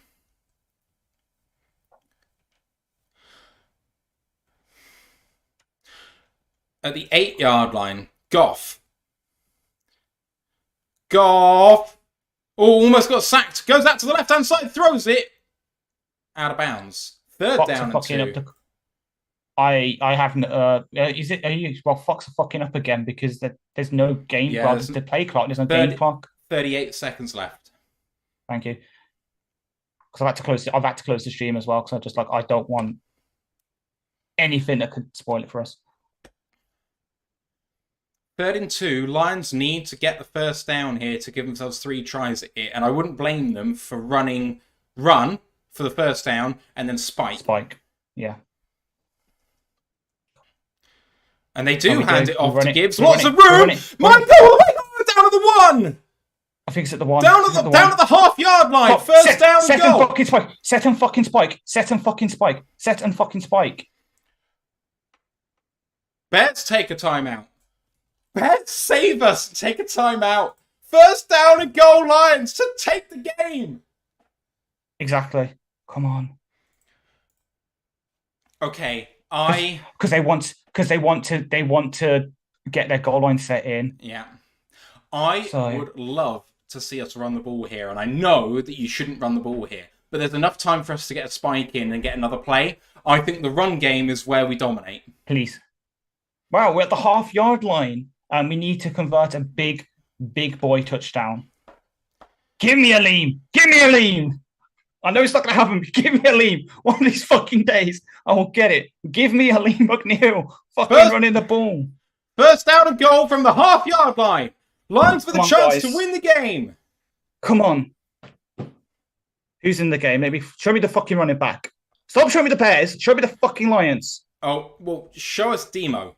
You want Demo here. You don't want Gibbs. It's Demo. It's Demo. In shotgun. Number 5's in the game. In shotgun with Brock Wright in motion. Gonna run it. Feels like a run. It is a run. Yes! Detroit Lions! Detroit! 29 seconds to go in the Lions lead. Gotta go for 2. Get your composure. We cannot lose on a field goal here. Get your composure. Run that 2-point play. Oh, Holy fucking shit. Who else? Who fucking else than David fucking Montgomery? He is him. Yes. Mm-hmm. Oh, yeah. No.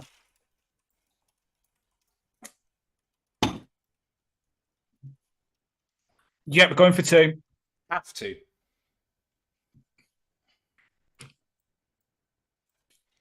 Come on. Lions go for 2 from the 2 motion. in I formation. Goff looks like play action. It is. No one to throw to. Yes, it's the fucking Laporta play. Lions lead by 2. By 3. Sorry. Now, with 29 seconds left and the Bears have 2 timeouts, you have got to perform on defense. The Lions have bailed themselves out on offense. Now the defense, who have done a good job all day, in a really tough situation, have to come up massive. Now the fight song is legitimate, because we're fucking ahead. Fucking hell.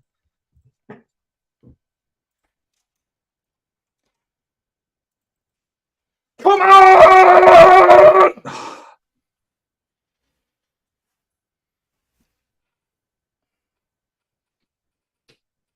I tell you what, we're going to fall in the power rankings after this game, and I don't give a shit if we win this game. 8-2 is so much sweeter than 7-3. If we can win after putting up a fucking stinker in the first, 3 quarters, roughly, I don't give a shit either.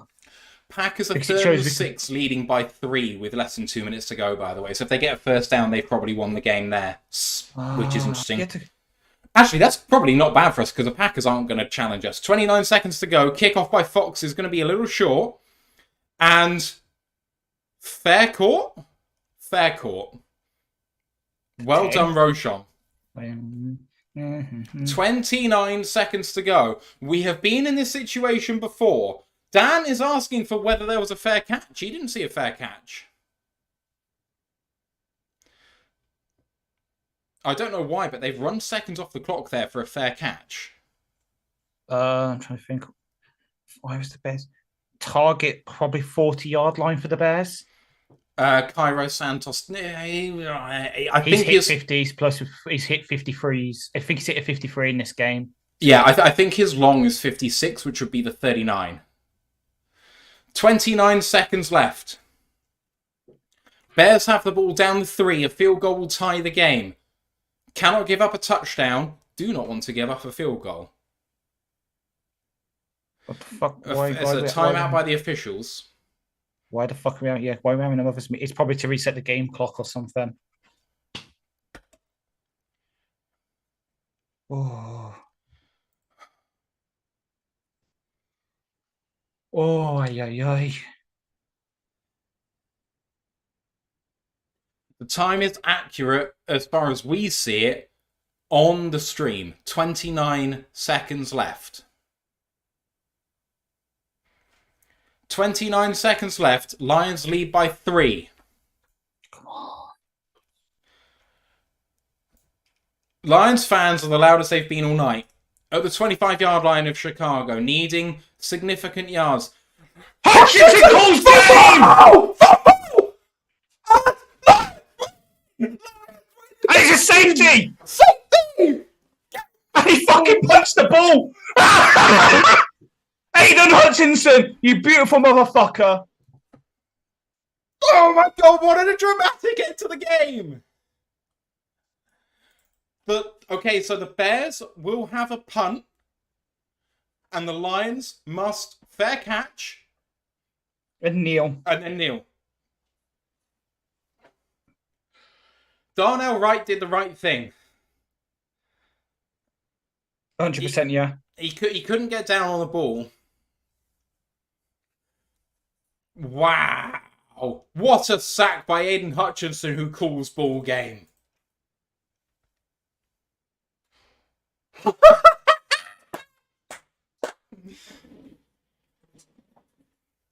Austin, there was a strip sack by Aiden Hutchinson, which was kicked out of the end zone by Darnell Wright for a safety.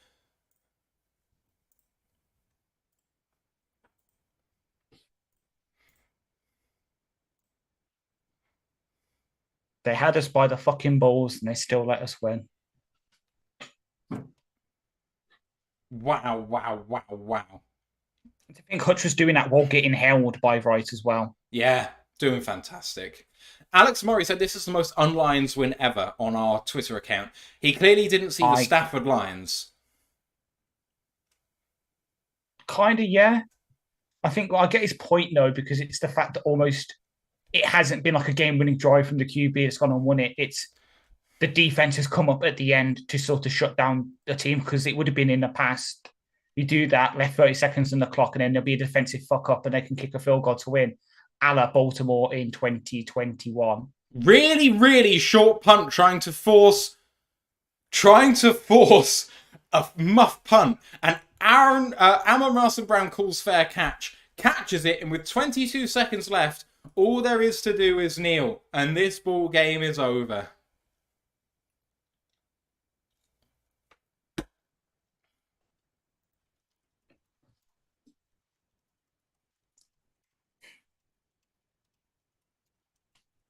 There you go. First 8-2 record to start the season since 1962.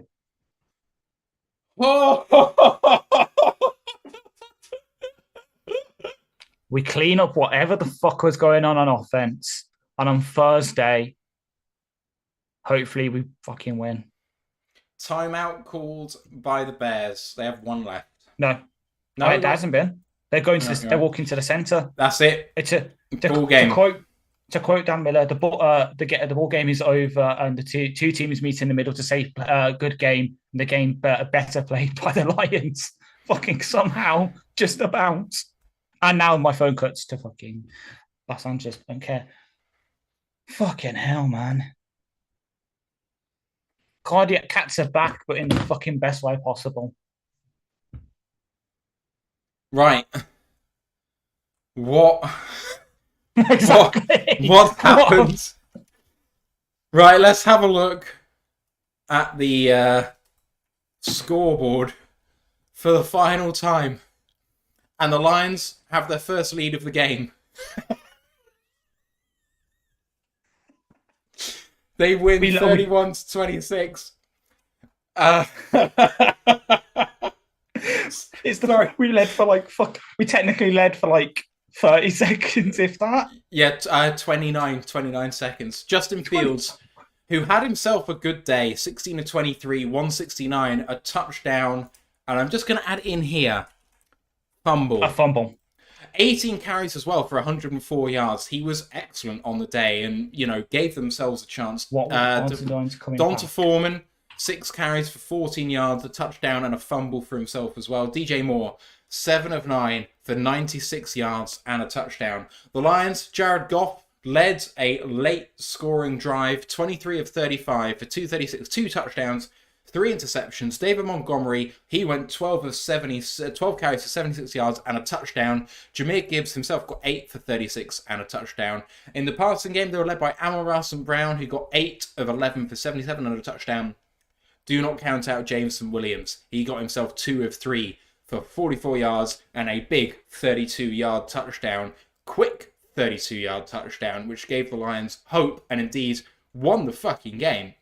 On defense and in turnovers, it was a really active game, Ash. I mean, Reynolds on the kickoff had a fumble, which was recovered by DeMarcus Gates. Fields had the late fumble, which caused the safety. Tyler Scott fumble, which was recovered by Alex Anzalone. And there were 3 picks, all by Jared Goff. 1 to TJ Edwards, 1 to Tyreek Stevenson, 1 to Tremaine Edmonds. Otherwise, the kicking was perfect by both teams. Cairo Santos, 6 for 6. Riley Patterson, 3 for 3. Ash, we were right in the script of let's walk into Thursday doing better. Instead, the Lions are 8-2 and still second seed in the NFC. Exactly, and I've just looked because I see SWB Lions said what were the Lions was winning. With 4 minutes and 15 seconds left on the clock, the Bears had a 98.2% win probability by ESPN. And they still fucking lost. That 1.8% came through. Fuck, if that's the worst game we play all year. Then we can put the rest behind us. We should be in good stead, but we still need to put a couple of things behind us. Whatever the fuck was going through Jared Goff's head today, whatever it was, get it the fuck out of your head, because we managed to win. Jordan Love is that kind of QB. We want to be the ones forcing the takeaways, not giving them away. So Goff hopefully will bunker down, just work out the receivers. But other than that, like the fact that we still won, we had 4 turnovers. We had penalties in tough situations that gave the Bears extra opportunities. We still fucking won. I just want to give a big shout out to the chat who've been absolutely fantastic tonight. And Miss Harley Quinn chipping in with her second super chat for $20. Thank you, Natasha. Appreciate you doing that. She says, in Campbell we trust. Congrats, boys. I love you, Detroit. One Pride family for life. It feels pretty good right now to be a Lions fan. Fuck me. It does. I'm just going to rush from the adrenaline. SOB Lion says the Minnesota Vikings have to be in shock right now. I know I am. Tony White says, I love listening to you guys. If I ever win the lottery, I'm paying for you two and significant others to go over here to games, guaranteed. What else do we have? Moosey the Stag is saying Goff's worst game in a long time, but the team got in a position to get the job done. SOB Lion says, if you're a Lions fan, you damn well have about a strong heart. Brendan Hines said, 8-2 for the first time since my dad was 1 year old. Poole's virtual pub quiz says, weren't we winning 14-10 at halftime? Yeah, we were. We really were. Feels like a long time ago. And let's just read this by David Reinfurt70 in the Twitch chat, who just said, wait, what? I turned the game off. WTF. Holy shit. I turned it off at 7 minutes. Wow. Oh my God. I feel terrible right now. I suck. Wow. You should know from being, and I believe, David, you are a Liverpool fan. You should know never to turn the game off when you think there's a lost cause, because sometimes your boys pull it through. And if nothing else, the Lions are clutch. And I know that that's not a tangible thing that anyone can point to, whether it's basketball or NFL. The Lions are clutch when they need to be. I mean, when it came to, so was it San Francisco, which was the first game of last season where we were down? Or was it the first game of the tenure? It might have been the first. It was the first game of tenure because it was the Tyrell Williams. He had like one catch and got himself a career-ending concussion. So we were down 24. We were down 24 with 10 minutes to play or something, and we scored 2 8-point plays to be 8 points down and threatened with the final possession of the game to tie it up. Didn't end up getting there. But when it comes to it, Goff is great in the final 5 minutes. Like, yeah. When you want to call a ball game, he's someone you want to have.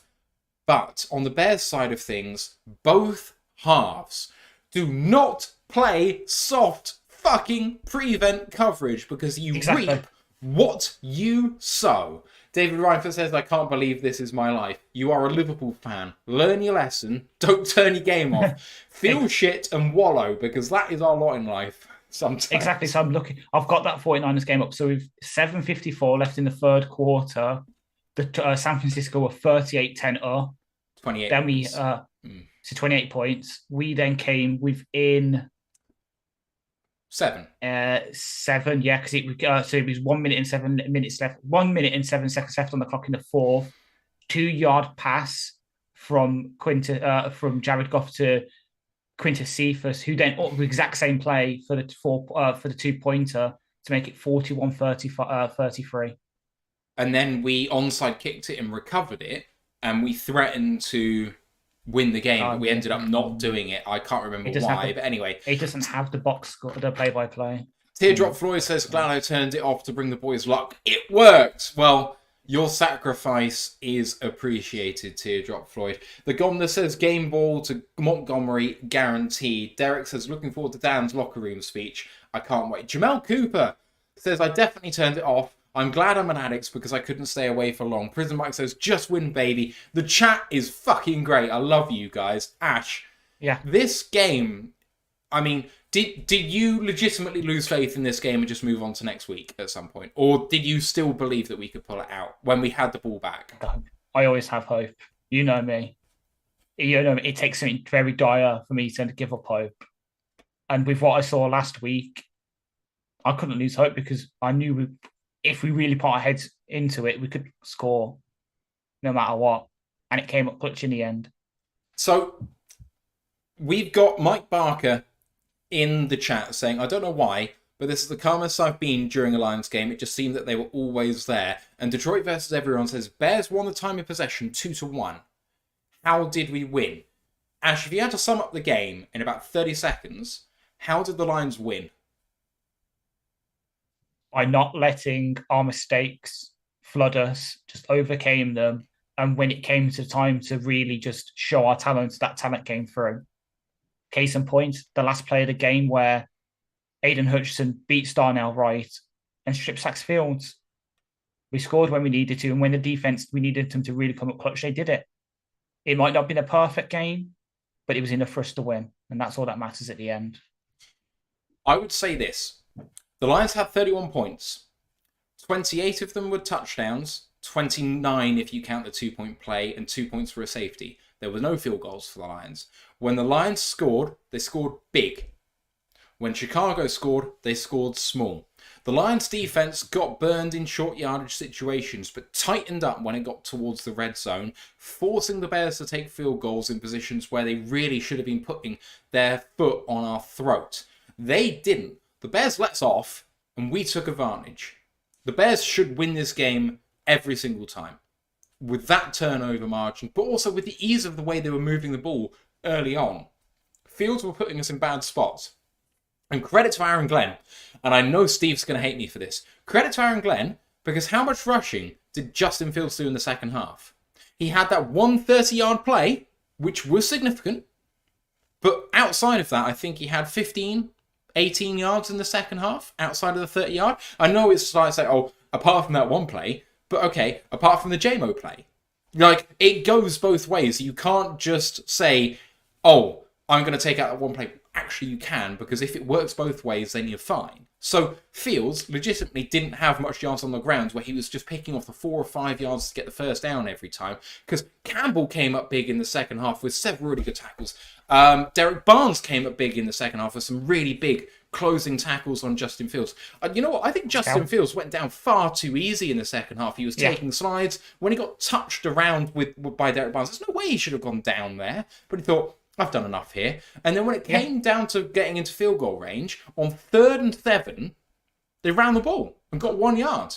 But it never looked like that was going to make it. It didn't look like they were running up to pass and then played a draw. They always looked like they were going for a run because they thought 3 to make it a 12-point game was going to be enough. They let us off. Exactly. But we took advantage. That JMO play was fantastic. It really was. Like the bruising that, like that. It just that if we can get more of that from JMO, which hopefully we can, because that hopefully give him a lot of confidence, we should be good. Like he might not catch every single ball. He might be he might be a better version of Will Fuller, but that can still win you games. Will Fuller was a pretty good receiver.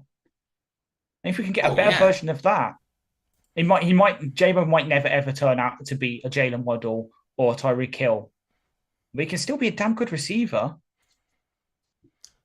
I mean, so Will Fuller, I remember he ripped us a new one 2021, maybe. It was Thanksgiving, wasn't it? And he went off for 150 odd. It was pretty horrible. Let me take you through the rest of the results as Ash just researches that. Cleveland win by 3 over Pittsburgh 13-10. Houston beat Arizona 21-16. Jacksonville beat Tennessee 34-14. Miami beat Vegas 20-13. Dallas over Carolina 33-10. Packers over Chargers 23-20, hurting their draft stock. Brandon Staley doing Brandon Staley things. And the Giants win against the Washington Commanders 31-19, simultaneously hurting their chance of actually replacing, Daniel Jones. The only game in progress right now is Tampa Bay San Francisco, because all of the games have finished quickly today, which is just really, really weird. But yeah, San Francisco about 4 minutes in, and Purdy is first down and 10. I'm not watching that game. I am celebrating this fucking game, Ash. Found it. So it was 2020, Thanksgiving 2020. William Fuller the fifth, 6 receptions, 6 receptions on 7 targets, 171 yards, 2 touchdowns. I knew And it. here's a fun one. Can you name the leading rusher for Detroit in that game? In 2020? In 2020, yeah. Was it the good doctor? No, wasn't Zach, Um, unfortunately. Wasn't Zach. I'm looking at the players we had then, like all the players that recorded stats, and Jesus Christ, some 3 of them. years ago. It feels like a long time, doesn't it? 3 years ago Yeah. in a week. Yeah. I don't know. Adrian fucking Peterson, 15 Yeah. carries for 55 yards. Like I did looking now, wonder. like Jonathan Williams was on the team back then, 1 carry for 5 yards. Marv, he had also 4 catches for 21. Jesse James, 1 catch for 10 yards. Jesse James, isn't he clearing up the Wild Wild West somewhere? Exactly. Like Everson Griffin played for us back then with a half a sack and half a tackle for loss. Jesus Christ. We have come a long way in 3 years. We really have. It's quite funny that there's 10 people waiting for the press conference happening for the Lions in 3 days for the Packers game. Mistakenly clicked on it rather than because they're waiting for his actual wanted. Oh. But it'll come part of the post-game show, won't it? The post-game show's coming on. I'm wondering whether I should share it or not. Because I kind of want to see it, but I don't want to get demonetized either. Exactly, that's the problem. That's the problem that DLP have, isn't it? They get demonetized, do they? DLP play it and they get demonetized. Yeah, I think so. I didn't realise that. Yeah, it's a shame. I'll have to watch it afterwards. Everyone, I just want your thoughts on the game and how you feel right now. If you still have a heart beating, because I wouldn't blame anyone for going down for the count after that. It was, well, I mean, you heard the announcer say it. We took over the ball down 12 with 2:59 left. 2:59? Yeah. That doesn't sound right, actually. Let me just have a look at the play-by-play. We took over with 2:33 left. Even worse than I thought. So the Lions were down by 12. No. I was wrong. 4:15. There we go. 4:15 left, and then we got the ball back for the second touchdown with 2:33 left. Yeah. So the Lions down by 12, 4:15 left. Did you believe? Yeah. As I said, like I started believing we was it because I'm on the ESPN play-by-play. It was it was definitely the 3rd and 7 where we stopped them, obviously. But so long as it was within 2 scores, I believed because I knew we could probably get those 2 scores in about 2 minutes because of how explosive our offense can be. We want it to be. I never gave up hope. I might have looked dejected because I'm like, why the fuck are we putting ourselves in this position to have to do that? But I still had faith we could do it. The Gomness says, been a Lions fan for 30 years. I turned 50 on Thanksgiving Day. So looking forward to FTP. Getting Bears Packers back to back is pretty fucking tasty, mate. Yeah, like that's my stream goes. Yeah, I can't wait for Thanksgiving. As I said, I got the day off. Admittedly, I might be I'll be in a different position because I'll sit in for my friends. I wouldn't have my lovely background, but it's gonna. So are you gonna be with me calling the game, or are you gonna be friends? Hopefully I'll be with you calling the game. But I'll spit at my friends, but on my laptop at my friends, like I am here. Okay, rather than that's cool. Just can't do it without my buddy. I know. Well, I'll have my own Lions with me because the reason I'm staying at my friends is because she's in Krakow, so I'm sitting to look after her cats for her. So we might have random guests from some mini Lions.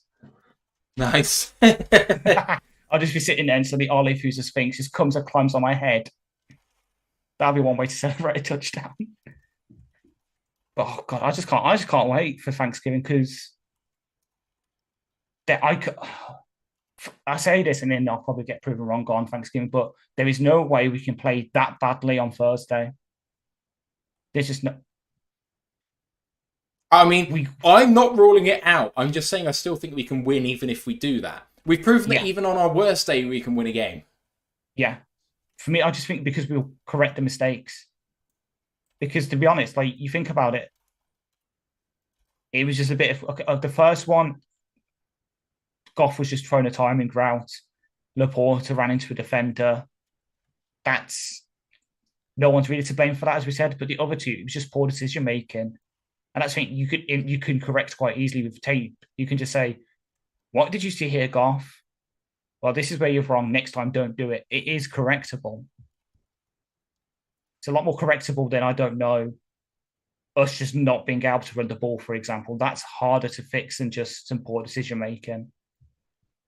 I mean, so I think you're right on the first interception and the third interception, which was tipped. I don't think the third interception was a good throw, but I don't think it would have been intercepted without the tip. The second interception is egregiously bad. Exactly, and that's that's what I'm saying. That's bad decision making. It's something he can learn from. You had a bad fucking read. Don't do it again. Like it's a situation where tomorrow they come in, they probably have like a recuperation day, but they sit there and watch the tape and they'll be like, "That's what needs fixing." So it's not so much a fundamental / schematic thing. It's just decision making, which is for me. Let's see here. We've got SW Line saying they never give up the spirit of the team. That's a reflection on the head coach. Agree. And he also says Brandon said he's on the out with the Chargers. Aliwantizu says flat out insane ending low. 8-2 Lions is the best start in franchise history since 1962. Holy shnikes, go Lions. Brent DeWitt said I had 9/11 on speed dial. For sure was thought I was having a heart attack. Don't do that, Brent. Please. We need you here. SW Line says I did my HIIT workout earlier today. High intensity training. Oh, yeah. Little did I know I'd be doing one later. I feel like I've lost several pounds watching this game. I'm not going to lie. Esteban says that is truly snatching victory from the jaws of defeat. I would argue that the Bears also snatched defeat from the jaws of victory as well. I think there's blame to acclaim on both sides of this. The Lions pulled out the victory and the Bears pulled out the defeat somehow. I don't think it's just on one. Harley Quinn saying, I've got to go to the stream I mod for. I love you so much. Thanks, Matt and Ash. Victory Monday coming up. Appreciate you, Harley, and thank you for the super chats. Appreciate you. Thomas Bergman says, this is the NFL. Quarterbacks have bad games. It happens. I'm just happy with the win. Mike saying, I believed in this offense and D wasn't doing bad. Take out the turnovers and this might not be close. Brent says, MTD2 clock management was great. Nice to see him learning. Esteban says, my favourite Lions play-by-play is from over the pond. Appreciate you. That's everyone on YouTube. From Twitch, we've got the Gomness saying, bad day, but you got to fucking grit it out. And Chrissy saying 8-2. Even I've never knowingly known this. Well, if you're a 40-year Lions fan, it hasn't been within your fandom. It was at least 30 years before your fandom that this ever happened to the team. Yeah, and this is where we are. It doesn't matter how weak the schedule is, or schedule, if you want to be American. It doesn't matter how weak the schedule is. It doesn't matter how much it might have been handed to us. We've taken it. Exactly. And that's what that matters. We snatched victory here, but also we had victory snatched from us against Seattle. We could be 9-1. Yeah, exactly. And there's no, like, to use the thing from week 1, there's no asterisks on this win. There won't be. No. We won, and at the end of the day, that's all that matters. To use like the sort of English, like football terminology, this is basically like a sort of 4-3 win where the last minute, where we've scored it with a massive, the goalkeeper scored on a last minute corner. That's what it's like. At the end of the day, we still won. We've got the free. Yeah, I know that brings you some. I can remember. I know what game you're thinking about. Liverpool, West Brom. Yeah. Oh baby, that was a good fucking game. That was. Yeah. Mike D. Barker said I was 10 the last time they were 8-2, which puts you at 1952. which puts you at 71 years old. So, Mike, thank you very much for watching us and supporting us and being active in the chat as well. We really appreciate you. And having the perspective on the lines that a lot of people don't, because you, I would say, are the longest of the long-suffering that might be of some of our listeners. Unless some of our listeners want to correct us and say they've been fans for longer than that. But I think you, of all people, have the right to say exactly what you want about this team. So, holy fucking shit, that was good. Exactly. Oh, Might have been painful in the middle there for a bit, but no. But as many bodybuilders say, no pain, no gain. We definitely built a bit more muscle and prestige today by grinding that out. Unless Khalil Dorsey went down, but apart from that, no. Craig Reynolds. Shit. Craig isn't the one that I want to give up because, okay, fine, Divine Zigbo can come back. He ain't Craig Reynolds. Got Jamal in the practice squad as well. He ain't Craig Reynolds either. Craig is more stout. Jefferson's more of a Gibbs than he is of a Demo. That's fair. He's a vision running back who likes to get first downs without contact. Yeah, I can back that. It's just for me, I think more of Reynolds Craig in terms of his special team stuff than his on-field play, because the on-field play gets maximum 5 carries a game. Maybe, but those 5 carries a game have rated him a top 10 running back in the NFL by efficiency. I know, metrics. Yeah. But I'm thinking in terms of role. So yeah, I think Jamar can handle those 5 carries a game. He might just get them on different kinds of play to Craig. For me, the big impact Craig has on this team, the reason he's stuck around when Jamar and that are around is because his special teams play, and that's what Jamar supposedly worked on. So hopefully, I do hope Craig's okay in that. But if he isn't, and we have to replace him, I'm okay replacing him for Jamar and then having Dorsey play a few more special team snaps, carrying kickoffs, which he can do. Or hell, do we risk putting one of the Bama boys back there? Yeah, they can do it. Absolutely. Matchups. I can see it. Christian McCaffrey has scored for the 49ers against Tampa Bay Bucks. Yeah, I can absolutely see us putting JMO or Gibbs. yeah, absolutely. Or Aaron Ra. I mean, we haven't done it very much, but I can see that too.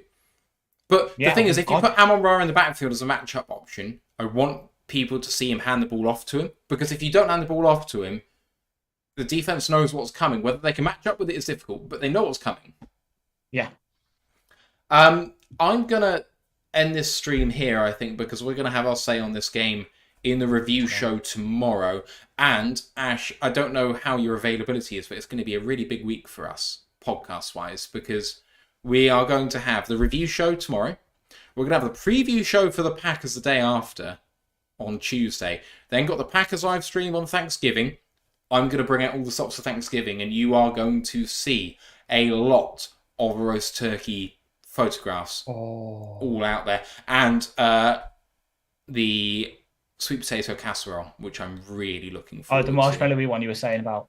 I can't wait for it. So look out for that on social media. It's going to come to a Rural Alliance Twitter account near you. And then we're going to have the review show after that on Friday, Saturday. And we're going to have the College Football Podcast probably on the Wednesday in between. So we are going to have a Rural Alliance show today, tomorrow, Tuesday, Wednesday, Thursday, and Friday, potentially. So big week for us. I hope you all can make it alongside.